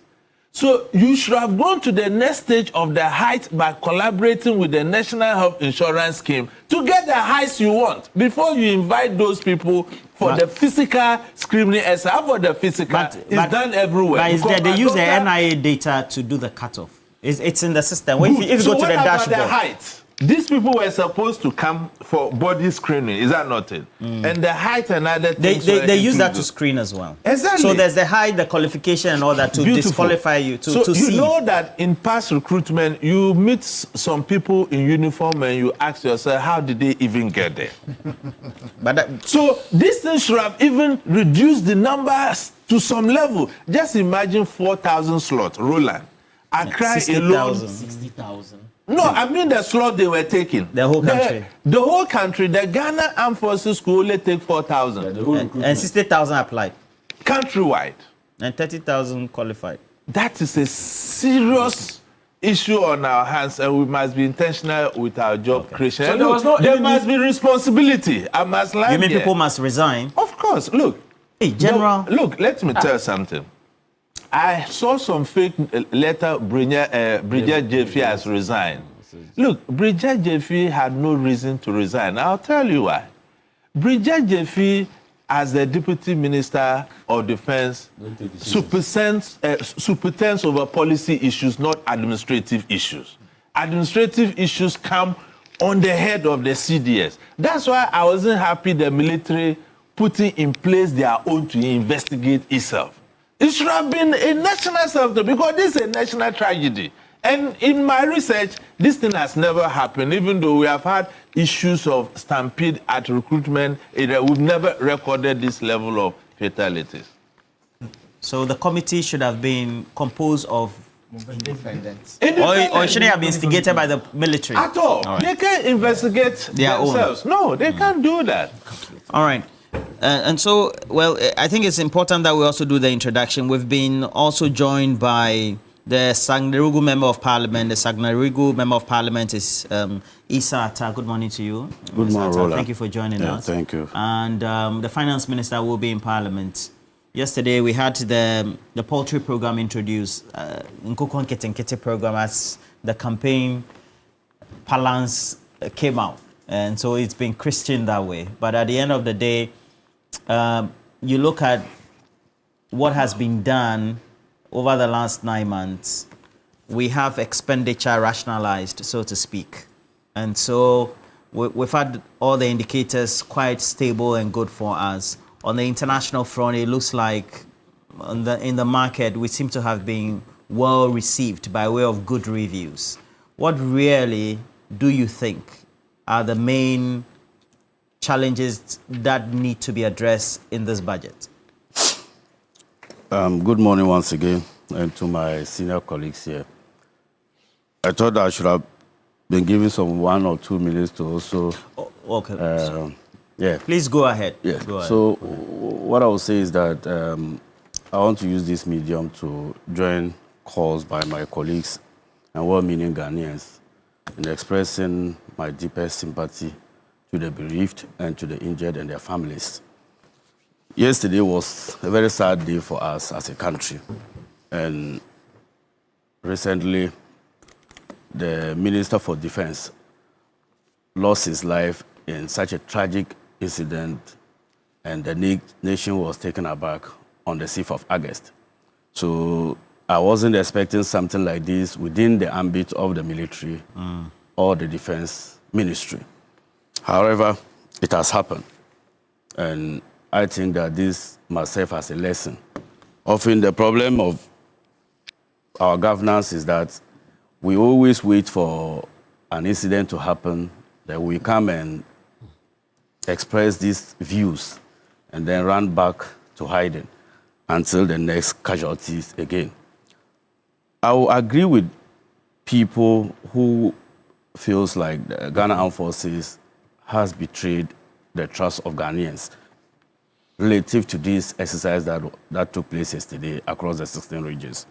And my reasons are very simple. I want to even understand what type of public needs, health needs assessment that was done at the various centers. You expect over 5,000 to 6,000 people to assemble at LWAC.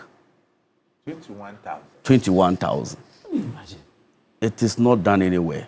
And I still don't understand why, as part of the body selection, they do what we call presentation of documentation, and then they will now do some basic medical issues before they will even let you do those physical ones.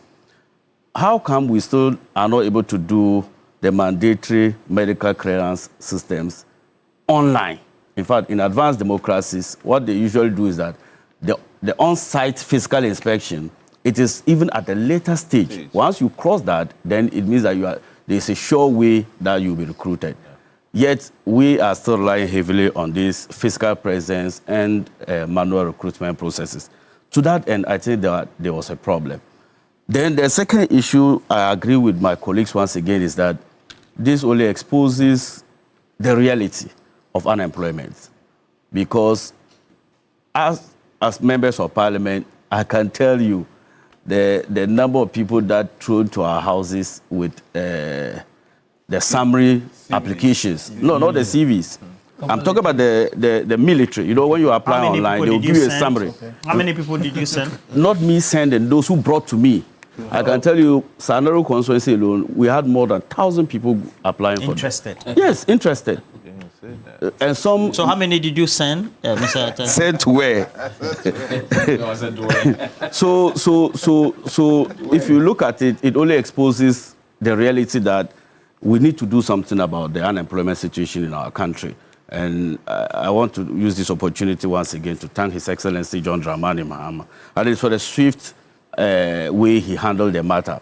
Having a national assignment and something like this happened, he had to cut short the program and then join the families of the bereaved and the injured. So, and thank the workers at 37. But I still see that there was some lack of medical setups at the training centers, even in Tamale Sports Stadium. It was hard to even find ambulance on site, medical setups and tents. All this, you are assembling thousands of people.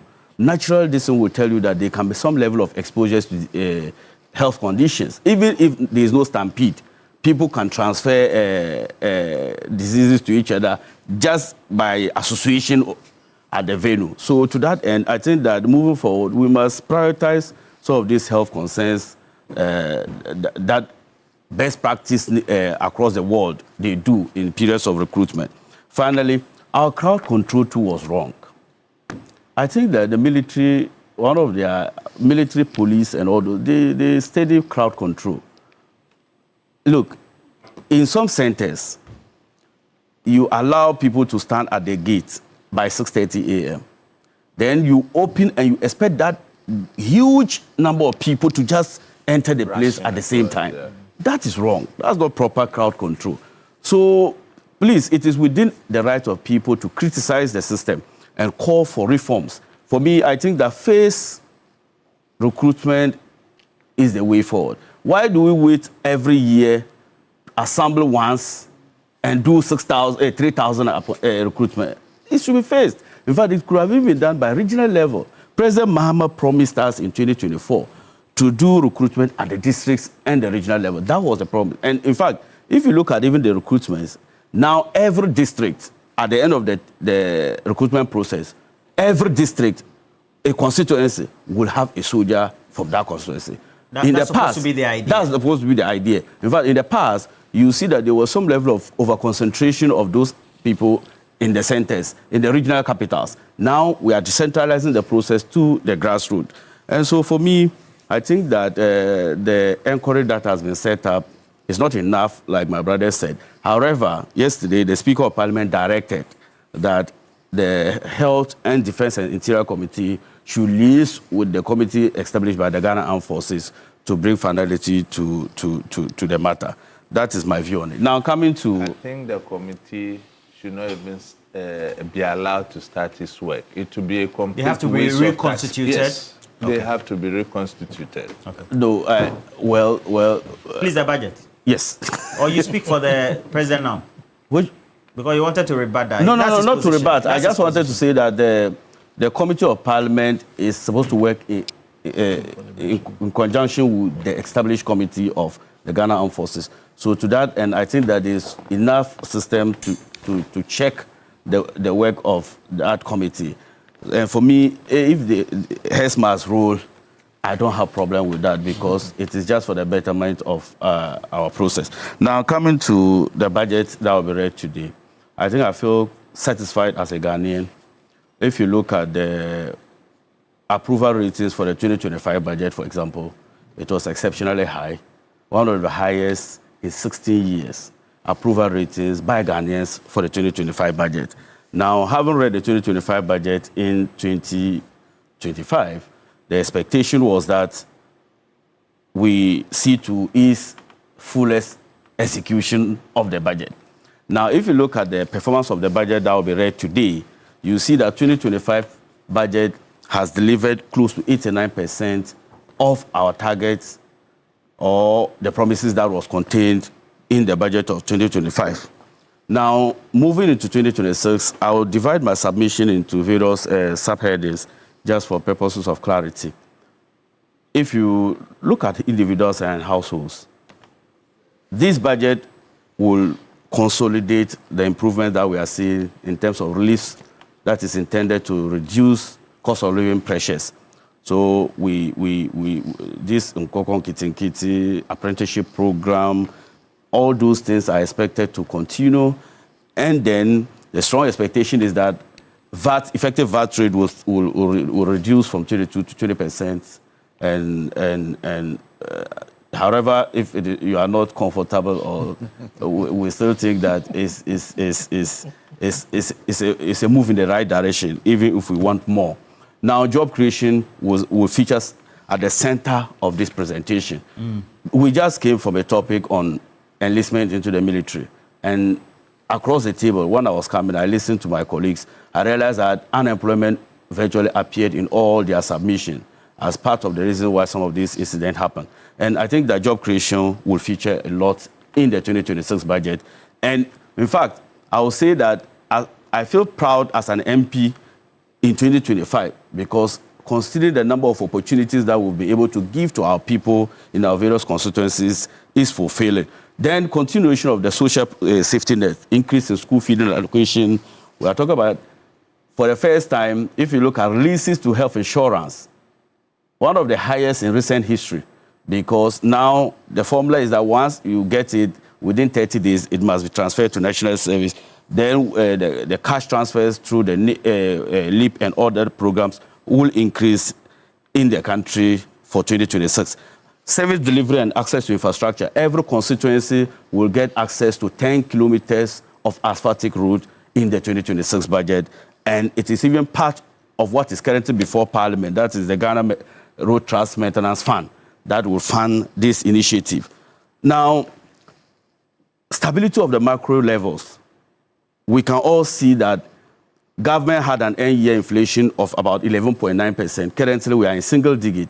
Government has already overperformed as compared to the expectations that so it has stabilized incomes of people, and also it does not erode savings of the person. Now, coming to industry, I see that there are industry players here, which their concern will be on industry. I feel like the VAT reforms is currently before the Finance Committee of Parliament, and I'm proud to be a member of the Finance Committee. And currently, we are considering it, and I think it to be in the interest of the business community in terms of increasing productive activities. That will even engineer more tax revenue for the government. So tax reforms, then the distortionary tax regimes that is currently in Ghana. We still have tax on some items in Ghana, the cascading effect on the output price that is given to customers. I think that is something that will be featured in the budget. Now, finally, access to credit. If you look at the mid-year review, we talked about, in fact, for the first 2 quarters of the year, foreign capital that came through this country was $792 million. That means that access to credit for the private sector is growing. In fact, you'll be proud to hear that at least growth in the industrial sector, manufacturing, and oil and gas is on the rise. that suggests that at least government is not crowding out the private sector. Even though we had to through the domestic market, raise treasury bills by about 111.6 billion Ghana cedis treasury bill. Really, I cannot finish my submission without some structural reforms that has happened in this country. And for example, in April this year, government will announce through the budget that we will exit the IMF program, which is good because this year was on expenditure rationalization and then improve revenue collection. Next year, we are now trying to usher in more industrial investments that will engineer growth. Then the ICT program, fintech programs that is intended to make us ease of doing business more cheaper and make it more efficient. And so COVID levy is expected to go today. Once it is announced, we'll take processes of repealing it, which will mean that we have kept our campaign promise. So I will leave it for now. I had more to say, but because of time. And the good news for me is that the 2025 budget vindicates what Ghanaians should expect for 2026. Because if the execution was not good, then there would have been a cause for you to worry. Right. But I can assure them that today there will be good news and less taxes. Joe Jackson, and because you play in the space, why is it that when it comes to the actuals, we haven't seen market players? Okay. Joe Jackson.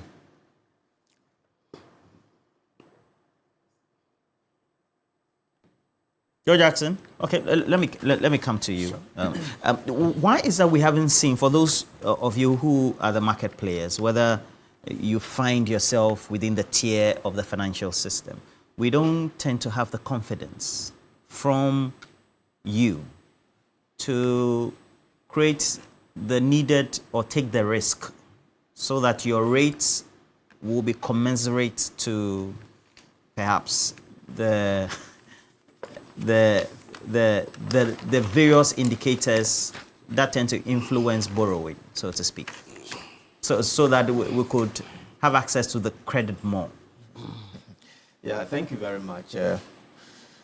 Let me start by saying that expansion of credit to the private sector is key in the development of every country, which also presupposes that when you have a financial sector where the rates are too high, it stifles growth because businesses cannot go to the bank and borrow in order to expand their operation, and that will eventually culminate into growth.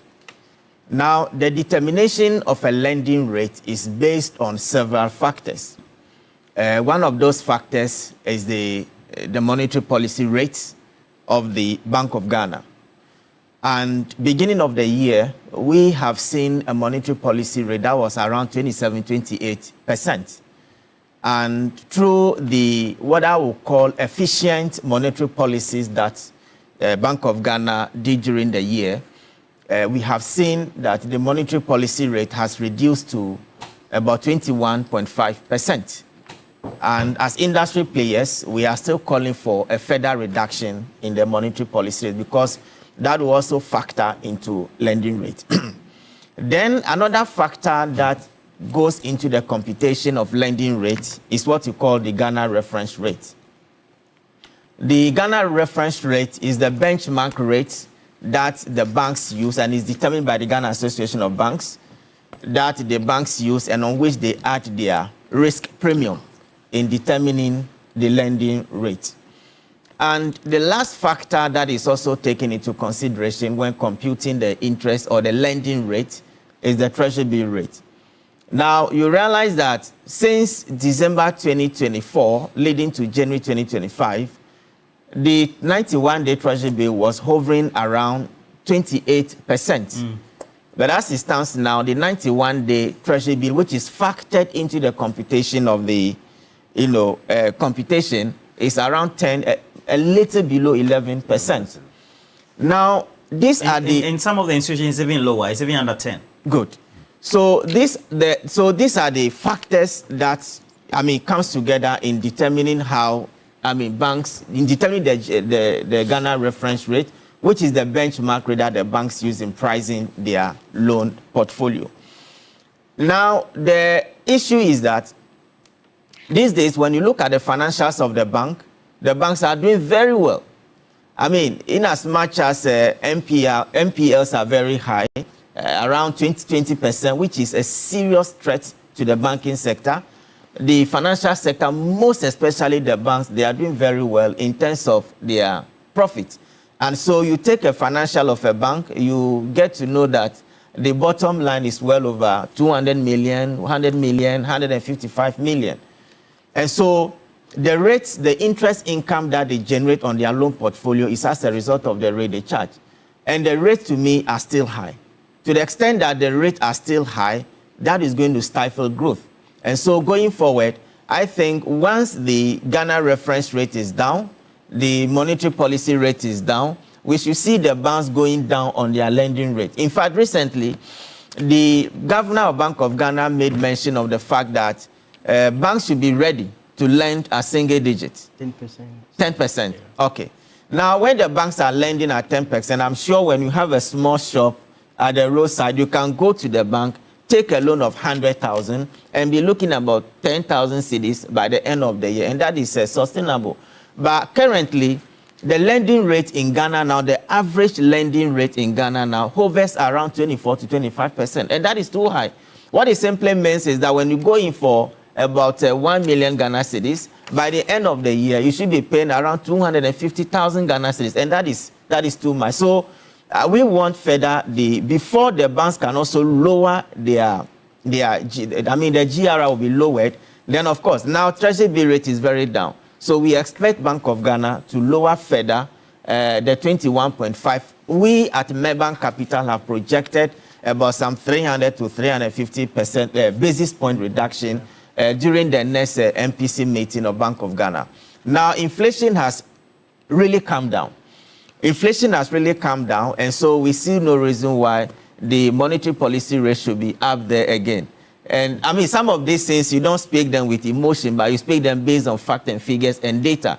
But looking at how the economy is doing very well, now I'll use the word very well, because since the beginning of the year, Bank of Ghana has released plethora of directives to banks and financial institutions regarding the FX market. But then I wouldn't want to go there for now. Maybe that will be a subsequent discussion.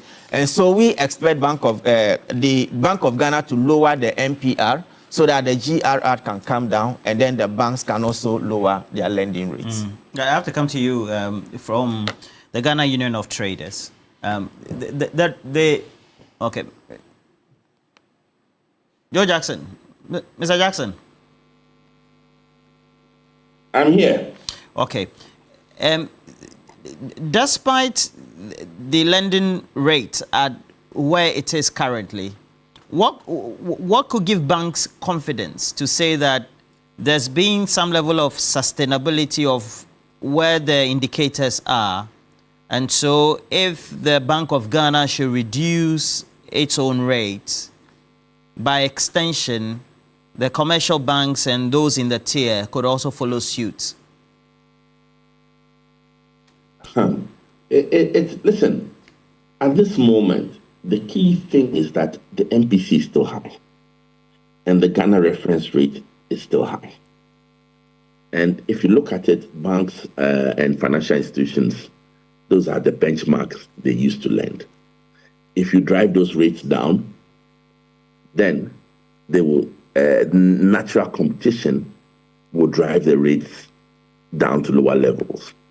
Remember also that the lending rate is a reflection of the NPLs also, the non-performing loans, the loans that are in default, the loans that people have not paid back. So really, rates must come down. And what will make the rates come down is the continued fiscal discipline that is being established. And by fiscal discipline, I mean the government has to look at, continue the practice of not spending as much as it could, not borrowing as much as it could, and keeping discipline where its finances are concerned, making sure that it maintains a primary surplus, if not at worst a primary balance, then and keeping its budget deficit, that is the amount of borrowing that he has to undertake to support its budget at a low rate. Those are things that must happen. And for those things to happen, this government must look at returning to the local bond market and even to the FX foreign bond markets. Why? And so this year, because when you borrow locally, when the government continues to borrow locally from the then it is still driving, rates are still high. When you borrow from outside, that borrowing does not affect the local rate and can keep local rates low. And that is why we continue to say, maybe given the discipline that has been shown so far, it is time to return to the foreign markets. Cautiously, but it must be done. Mm. And this is a real.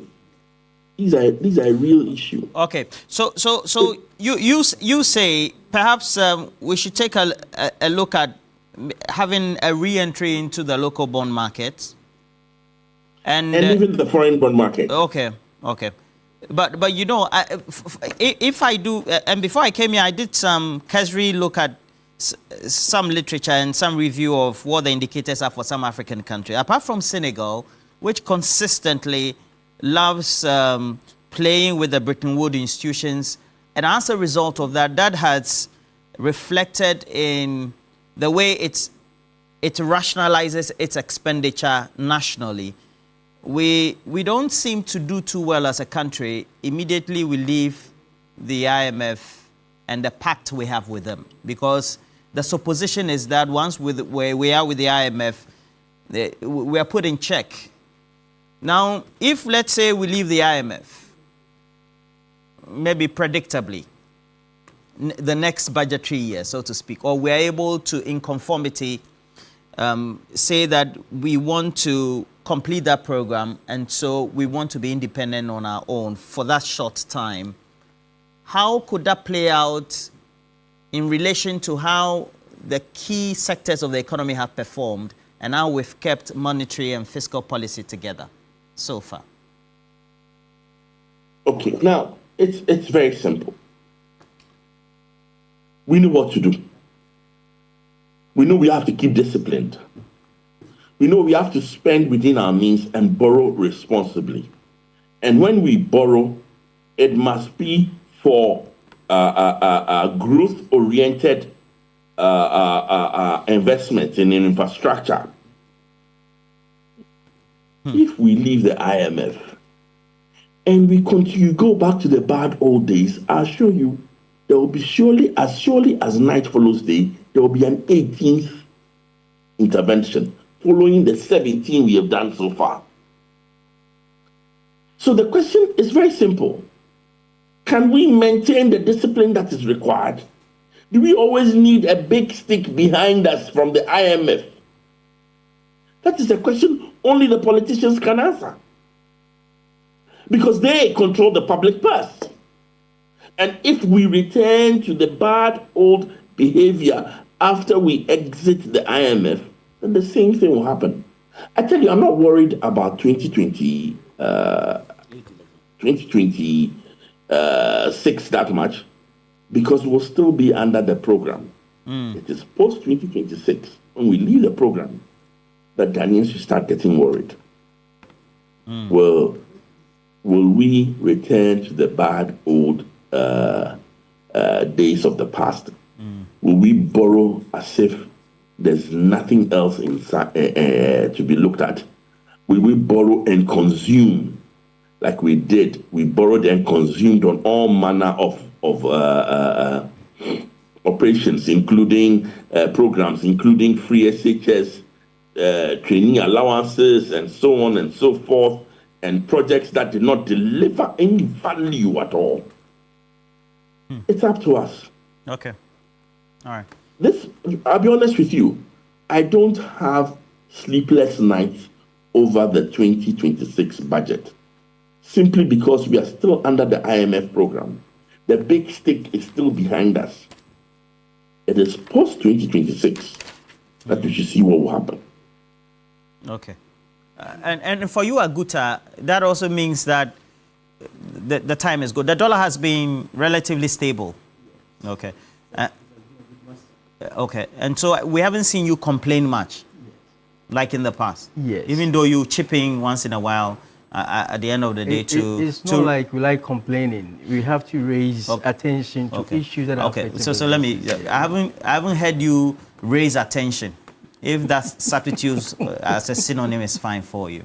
But at the end of the day, your kind, your group, you have the appetite for always going for imported goods. And you don't want to be suffering on the operational side by way of the expenditure if you have to do anything locally. What will incentivize you to say you want to look inward? Let's say if it's for tin tomatoes or something else, you would want to perhaps stretch your limit and say you would want to pull your resources or go to your partners and do local.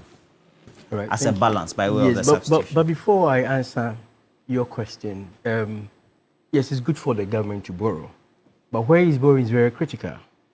If we encourage the government to borrow from the foreign market, which is indexed in either dollar, euro, pounds, and we are not lucky and we see forex highs, that will expose us to credit risks. And that will mean that government needs more revenue to meet up with repayment. And when it comes to revenue generation, his first course of action is on businesses. And he does so by increasing taxes. The moment you increase taxes to meet up your repayment with your foreign loans, that will mean that cost of production will go high. And when cost of production is going high, it's going to affect inflation. When inflation is going high, Bank of Ghana will come and say, I want to control inflation, then he increase policy rates. That will increase our cost of borrowing again. So we get back to that old cycle. And that has been the bane why businesses are not growing. So what we want to say is very basic. We are key stakeholders in terms of economic development of a country. When it comes to capital investment, capital expenditure, government should be looking at the private sector, where we can do build, operate, and transfer. So you don't always need to go and borrow. In that way, you are reducing your loans to GDP. In that way, you are not overburdening businesses. That way, you are encouraging Ghanaians to invest in our own country. As I tell you, people have ideal funds lying there. They know where to put their investment. They are not ready to invest in T-bills. Because the risks too bad. Exactly. So the option they have probably is to go to Dubai and buy properties. But we have roads that we need to build in our country. Why don't we call in these private sectors and say, okay, like the Kenyans are doing, we can develop this express road, BOT, 10, 50 years, do it. In that way, we are investing our money here. In that way, we are growing our economy. In that way, we will not be talking about repatriation of dividends and earnings, which I know by February, March is going to be a scare on our faces. April, May. Yes, exactly. It always happens, it's a cycle. So we got to find a solution to it. And that is why you have to empower your local businesses to ensure that they build the kind of economy you are looking for. FDIs are good, but they must have local content.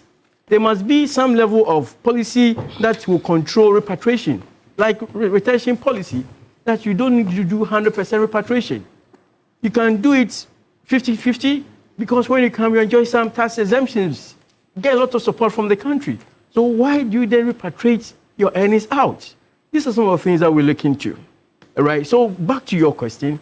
These are some of the factors that affect local businesses getting into manufacturing.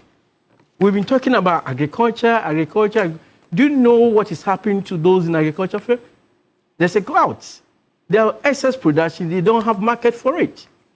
Probably some of them might have contracted debt financing from a bank. Now people are not buying. Now you people go and bring the rice that competes with them. No, and your rice it's is the cheap. conditions that have to be set right. There must be some support. There must be some deliberate government policy.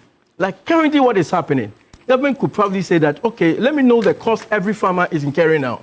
I'm ready to absorb that cost, all right? So you reinvest that money into farming.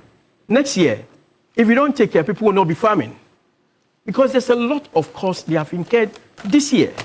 So what we can be doing now, like those into rice farming, government can decide that every district, I want to put up rice and milling factory. So that when you have your paddies, bring it to me, I will mill it, there's a market for you.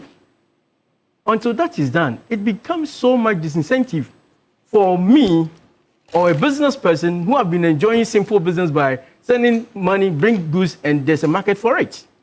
So we need to ensure some of these things are done. And you look at tariffs. If you enter into manufacturing, the kind of bills you'll be paying is unheard of. It's so discouraging, so disheartening. And you know, when you're doing business in Ghana and you're so much identified, you become a target of the tax master. I don't understand. I'm telling you, if you're more pronounced, well, exactly. If you're well branded, when you're identified, if you're well branded, exactly, you're in trouble. You're in trouble. It is only in Ghana that when you are a business and you want to do something right, you are tagged as a criminal or a target for revenue sacking. So it becomes much more difficult for you to enter into mainstream production. But that could have been a way that we can grow our country. So rather, the revenue authority, they are milking you. Of course, instead of identifying, instead of helping supporting you, instead of them appreciating the dynamics in your businesses, the challenges that you are going through, and probably provide some solutions for you to stay alive in business. For them, it is the revenue they are looking for. At cost, at collapse, they don't care. But Mr. Wungobit, at the end of the day, whoever is trading, whether the person is an importer or let's say it's a wholesaler, whether they will source the goods locally or elsewhere, internationally, so to speak, we'll have to look at the numbers and the options that are meaningful, those that affect the bottom line, so to speak, as the financial people will always say, what affects the bottom line.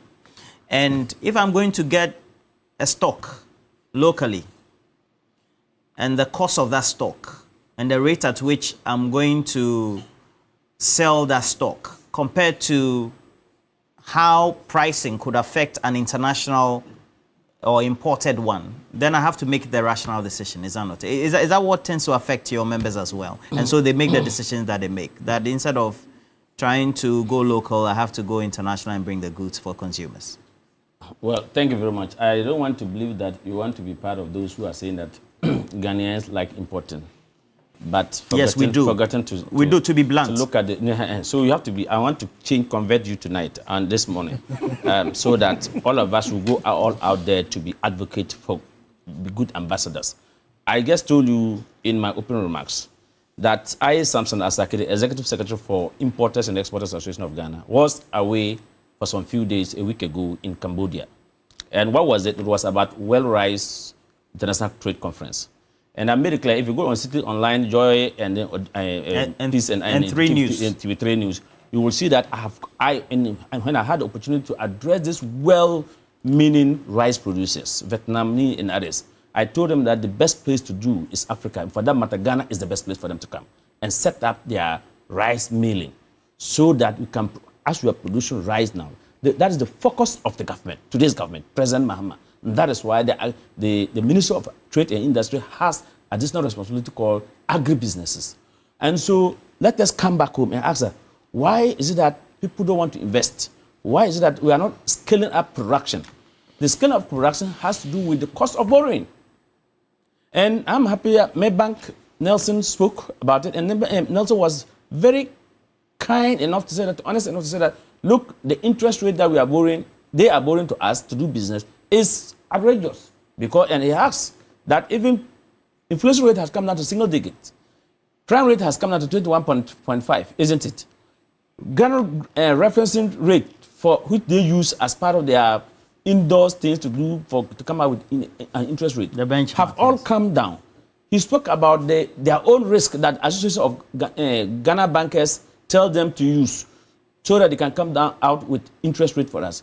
And currently, he thinks that interest rate probably is hovering around 19 or so. Is that not it? Or 20? Or 24%, exactly. Yeah. But the point is that if after the government have done prudent expenditure and everything has come down, why is it that the commercial bank's interest rate is still on the high? Somebody. So you see, you and I, they are taking our tax to pay somebody. Who is that person? The governor of Bank of Ghana. And I expect the Bank of Ghana to say to look, because his predecessor, okay, you remember him, what's his name, Dr. Ernest Addison, up prime rate some few years ago, about 2 years ago, and faces you the cameras, and you people, I don't know why you won't go to Bank of Ghana and ask questions. And he told them that, look, this prime rate I'm upping is to fight inflation. Remember, that was when inflation was running into 54%. Yeah. And that's all, and then he asked the commercial bank that, up your interest rate. You remember? Yeah. Ata, you were here. 2022. Exactly. Yeah. So if all these indicators have come down, why can't Bank of Ghana, the governor, look into commercial bank and say, my friend, your interest rate must come down? Yeah. That is what we are talking. Yeah. We are saying that if now, as to speak now, energy levels, petrol, if you go some time ago, you go and buy per liter, let's say 20 cedis. Today to buy per liter is less than 30 cedis, isn't it? Or 12 cedis. Then cost of utility tariff is high. So who's to speak? Minister of Energy or Minister of Finance to say, look, my brother, I've brought a good policy.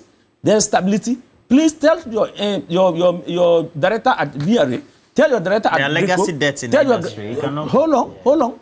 You cannot make statements in isolation. There are legacy debts, but we know that they are clearing. Some of the payment they are clearing. When they came to government, the amount that we are owing West African gas pipe. Nigeria. Mr. Wingobet, you have to mop up. You need to mop up. Then you pay off. Okay, you so offset. So you see how you are debating with me here. I'm not then when you go to the market and you are buying the price, don't come back and say, Mr. Sake, you people your prices of goods are on high. It's because at the end of the day, they are coming back to us to collect so much taxes. So we have to increase the price. But seeing the economic indicators, prices must come down. You go to the port, as we talk about 10.9 now we are using at the port in calculating duty. Prices of goods should come down from. Then that should encourage by when we give manufacturers better utility tariff, then they will produce economic of scale. We will produce more to compete with the importer. Then look, the importer, no importer has the interest to go flying out. If you see the turbulence times, at times when you are in the plane, then you will go and bring goods when the goods is here. So let us encourage, let us produce. And again, the commercial banks, they are shying away from borrowing. No, you give my colleagues more time. I wrote the time down. So let me speak. The commercial banks are also shying away from borrowing to farmers or manufacturers. What they are doing, they are borrowing for consumption. They want to give to the importer to go quick and bring goods and they take their profit. They are not looking at long-term borrowing. Okay? So that is the challenge we are having in this country. Let us encourage them, go back and borrow. And I was happy when the Bank of Ghana, the governor met with their captains and told them that, look, go and develop product towards agribusinesses. You remember? Yeah. He said, go and develop product towards agribusinesses. Let us not shy away, because that is the only way. A farmer or a manufacturer cannot just put a factory one night or produce one night. You need 2 years, you need 3 years. That's the kind of things, the medium-term, long-term program, so that at least we can produce to meet the market demand. The volumes are here. We need it. Is it Ataisa or Isata? Ataisa is it. Ataisa, okay. So, Mr. Ataisa, he talks about, if I do the deductions, risk. Yes. So you take the right, the sound option, yes, so to speak. And then also, to set up anything locally, you look at what affects the bottom line. Yes. And so you look at within the short to medium term when you can break even. Yes. And so he's talking about 2-3 years, right? Yes. Okay. But also he's talking about the environment. Mm-hmm. So the environment has to be conducive. It also means that policy has to be attractive. So we're talking about incentives. Yes. All right. If we want to do that, what then limits us as a state? Where the state is the entity that drives this, is the connecting, is the fulcrum or the center around which all these could be achieved. Yes. For the banks to have the confidence that whatever it is that we're experiencing in Forex, it's going to be sustainable, let's say for a period of 3 quarters. And so we could do projections for that order. And then they also, as members, whether it's GUTA or importers and exporters, could say that, well, for a period of 3 quarters, we could say we could take a risk for 1 quarter. And so even if after a quarter, the next quarter, something is not well, we could revert back the 3rd quarter. And so what prevents you, government, as the driver of policy, to be able to say, look, I want to implement policies that could give confidence to these sub-sectorial agencies or sectors to be able to create the environment that everybody needs? No, I think the question is not necessarily what should government do. I'm saying that if you look at existing literature on cost of doing business, government has a role to play, and then the private sector also has a role to play. So for me, government, I've mentioned at the introduction stage the various tax reforms and other reforms that the government is introducing to make ease of doing business possible. And then the second issue too is that if you look at the current program by government under the 24-hour economy, in fact, it will feature in today's budget a lot. The idea is to create a value-added economy, an export-led economy, and an import substitution economy. So we'll come through with subsidies, we'll come through with tariff schemes, and we'll come through with necessary security protection for various industries that we can have competitive advantage over the rest of the world.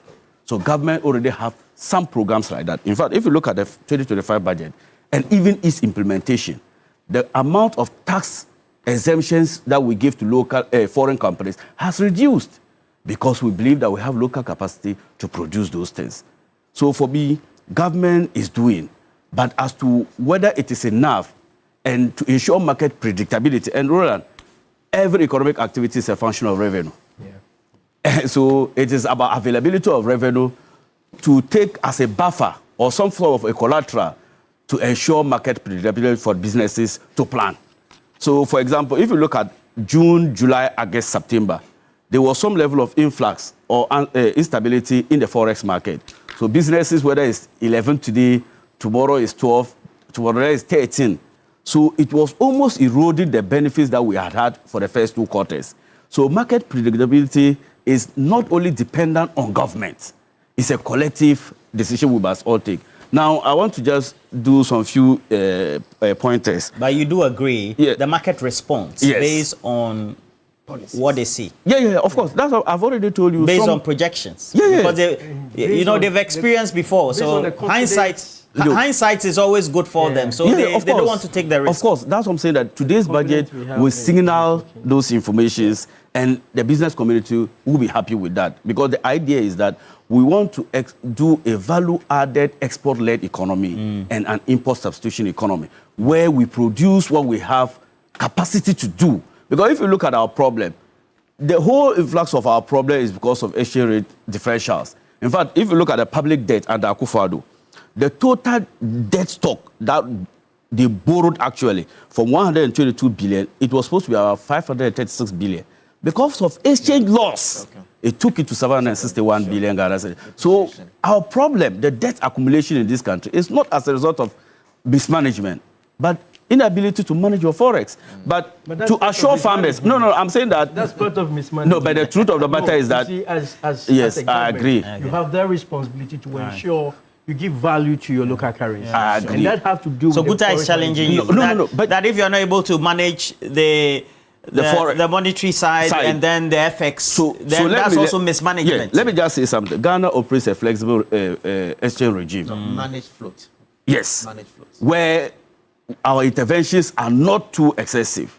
The second issue too is that the government currently, if you look at 2024, our CD depreciated by cumulative 28%.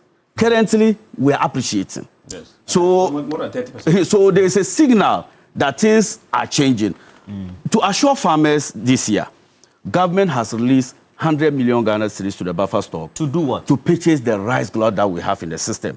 Because, look, the idea is not, when they say... Purchase where? For buffer stock for schools. So at what rate? No, we'll get those fine details. That's a different discussion. No, but the point is that... You also let us know, because we make investments. Yes. We're seeing how our investments are dwindling. Yes. Because of current economic challenges. Yes, I agree. So if there's 100 million... Is it the same buffer stop, the Hanan buffer stop? the money goes into people's pockets. You say how many has been released? 100 million to buffer stop. Yes. And the idea is that, look, the problem is not that government has been inefficient in addressing the issues of farmers. I'm a rice farmer myself. The concern is the cost of production. We know most of the imports that we did for fertilizer. Ghana does not manufacture fertilizers. We imported it from last year and all those things.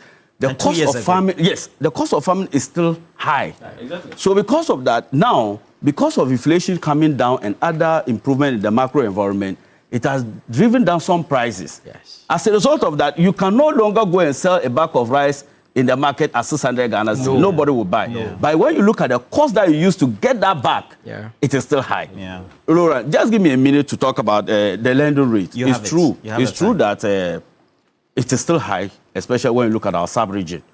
Access to credit is very good to engineer private sector growth. However, we must acknowledge that there has been a reduction in the lending rate. Yes. That cannot The be. government must tell the commercial banks. Yes. Must spend some tell them when No. they were increasing prime rate and inflation. Yes. They told the commercial banks to increase their interest rate. Yes. So I'm not disagreeing with you, but I'm saying that if you don't know where you are coming from, you won't know where you are going. Yeah. We must acknowledge that there has been some reduction. In fact, I know businesses that takes commercial loans from private banks in Ghana at 19.6%. Yes. I know that. Yeah, sure. So you can see that there is some reduction. I disagree with Mr. Jackson talking about post-IMF, we must borrow more in the in the local economy. The reason is that you must find ways of reducing interest rate that allows the private sector to have access to that capital. Yeah. These days, many businesses in Ghana or many banks have lazy way of investment strategies. All they do is to buy from the government treasury bills. Excellent. That is not a smart way of investment. So for me, it is not. You mean on the books, it's not smart? It's not smart. But looking at the way our market keeps tumbling, and by recent experience, yes, that's so smart. That's what I'm saying. It is not sustainable. It is not something that will help the country because the the commercial banks going to buy about 111.1 billion Ghana cedis in 2025 alone from government because of short-term or maturing debt. It is not good. Imagine this money had been sent to the private sector. To manufacture. What would have been the This impact? is the era to So if you look at those things... The point is this. It's not the banks that are asking for the money. Let him conclude. Finally, let me conclude. Let me conclude. Now the Buta Eurobond and market... exported, they have a lot of problems. Yes, the Eurobond market, I am happy. And yes, and then Ghana... the local local borrowing by government, I disagree. But I'm saying that... The bond market. The bond market, the Eurobond market. Ghana has currently favorable external credit rates. Should we go in? Yeah, we should. We should. At what rate? concessional rate. In fact, Senegal, somebody mentioned Senegal earlier. I did. Yeah, he mentioned. Senegal sometimes gets those Eurobonds at 6%. Yes. So if we are talking about 19% and all those 11%, it's very high. Very high. So if you go to external market, right now, the external credit systems has rated us very high. If you look at the IMF program, it has given us some level of credibility. The space. As a result of that, the space is there. There's space to borrow. Currently, Finance Minister Atuforsen has a lot of fiscal rigidities in the economy. You remember when we came here after the review, there were concerns of him not spending. Why was he not spending? Because of the expenditure rationalization. So I'm submitting today that I am particularly happy that government has announced that it will return to the capital market.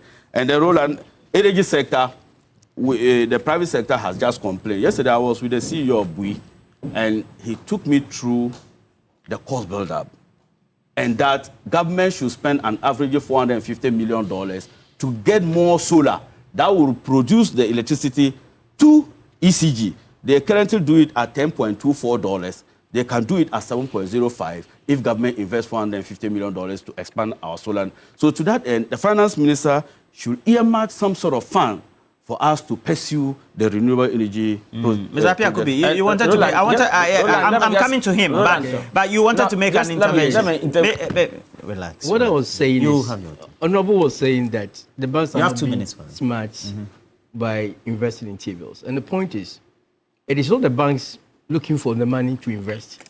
It is government looking for money for his expenditure. Okay, so when you have a government that have high appetite for borrowing, that's where we talk about a crowding out effect. Yes. But within this period, you have seen that the president or the government has been very prudent in terms of expenditure. But you, the businessman, complain. He's not spending. No, we have, no. On Chiska. Depending on what you want to look at his expenditure. Okay, but the point is, you have reduced his appetite to borrowing, and as such, we have available funds to borrow from the banks. Now, the banks are calling you for lending. That means that the crowding out effect that we had experienced some years back has been reduced. Yes. So it's not like the banks are, and on the ordinary, when you talk about rates in terms of lending, it is much more safer to give to the government. That's what the Bush told us than giving to the private sector. So that's what the Bush told us until we experienced the opposite. Way too much. So the point I'm making is that what the motivational speaker said we should invest in bonds and all that. Oh, yeah. 10 years, 5 years. Yeah. I am a banker. I do a lot of analysis of financial statements. And what we have realized in the past is that the banks, they are in business to make money. That's right. To the extent that they are in business to make money, as much as possible, they may want to reduce their risk significantly. That's right. I did mention earlier that when you look at the non-performing loans in Ghana now, it's way above 20%. So when you have a sector that the non-performing loans is more than 20%, then it means that it's a red line. There's a problem in there. Number two, in 2023 and 2024, the banks were tilting their attention towards government instruments because then inflation was way above 40% and the TB rate was also very appetizing to the banks. So me as a banker, I would prefer to sit in my office, give the money to the government. I will not worry myself, expending any cost in terms of recovery of loan and make my interest. So when you look at a typical bank's financial statement, you realize that about 40% of their assets or 30% of their assets are designated to government securities. Because the banks, they will not spend money chasing customers to do any recovery. So, that's good. But that will also not help the economy to grow. Now, let me quickly react to what the Honorable MP said about, you see, I've always been saying that we have practiced what you call colonial economic model for so long a time, where we export only raw materials and then we get the forex and we are okay. But this is about leadership. And I'm sure the stability of the economy we are enjoying now, for us to sustain this stability will depend on the kind of leadership at the forefront of the monetary policy and the fiscal policy that we have going forward. And as a market watcher, I can say confidently that we see that leadership in the president and the finance minister. The two institutions are talking together. Yes. The monetary and the fiscal policy. The fiscal policy, they are actually working. So we see that leadership in the president, we see that leadership in the finance minister, and we see that leadership in the governor of Bank of Ghana. But before just 1 second, that when you look at the forex, the gross reserve that we have built now, it moved from about $8 billion to about $12 billion. That is largely dependent on exportation of commodities. But you see, there are risks that are inbuilt there. For instance, gold. January 2025, an ounce of gold was trading at $2,600.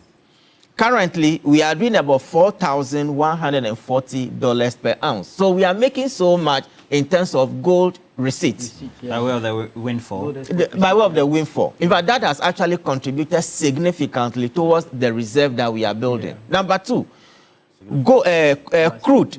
We also export crude. Crude at the beginning of the year was trading at $74, but currently it has reduced to $64. In fact, I schooled in North Africa. I know North Africa, they are predominantly into production of, petroleum. And when they are preparing their budget, we call it an annual budget funding amount, a percentage, ABFA. They call it the reference rate. And so if at the time they were preparing the budget, a barrel of crude is $64, they will say, okay, give or take, let's price it at $60. So anytime the price reduces below $60, then the budget is thrown off board. You understand? Now at the beginning of the year, the crude was 74, and then now it is at 64. It means that the ABFA will be one way or the other affected. Number three, cocoa. At the beginning of the year, cocoa was trading at $11,512. But currently, the price has reduced significantly to about $6,000 which means, so the risk factors are inbuilt there. So once we base our, economy purely on exportation of raw materials, it means that when these shocks happen, it quickly add value addition. Good. That is where I'm coming. That he mentioned value-added led economy. Fantastic. He also talks about the export-driven economy and import substitution industries. Once we are able to roll out policies in this regard, what it means is that all the gains that we have made now will be sustained into the future. All right. Thank you, gentlemen, for passing through our studios. You wanted to have a last bite? I wanted to say that they talk about investment and borrowing for consumption, and I really agree with Joe Jackson. But I want to let the government, I'm sure the government is listening, is watching. We had, MPS came to develop our port terminal for us, about $1.2 billion or so. Yeah. I am saying that investment in port infrastructure, there's money. The returns is very high. Okay. It's secured. As they are talking about risk here, the Keta port that we want to build and other infrastructure, I think that we should look within here, borrow, let Ghanaians buy shares, and we will get the money back and build in our economy than to go and borrow from outside Ghana, and they will take the money within the shortest possible time. Thank you. Thank you, gentlemen. And good to have all of you right in the studio as well. But we also encourage you that you have to pep up your day or peck up your day the Milky Way with a rich, smooth taste of milk shortcake. It is just pure delight. So they have various flavors. They have the choco butter cookies. They also have the butter cookies in itself. And then the coconut butter cookie. And all of it is also for you. The choco-filled one is also available. And so they have all those flavors. Please make sure that you get into a confectionery shop near you. I have had in the studio Joe Jackson online for us. Joe Jackson, thank you very much, with Dalex Finance, and then also Member of Parliament for Sagneregu, and then also a member of the Finance Committee of Parliament, Ataisa, coming to the studio. And then you had Emmanuel Kutin early on, and then Nelson Kwagbeje is with Meban Capital, but also a finance and tax person, doing a lot of teaching, MBA lessons this morning, so that's also good. And then coming with experience from industry, Samson Asaki Awingobit, also in the studio, and Charles Kusi Apia Kubi, Head Business and Economic Bureau, the Ghana Union of Traders Association. It's been some great and then insightful discussions. So I see a couple of you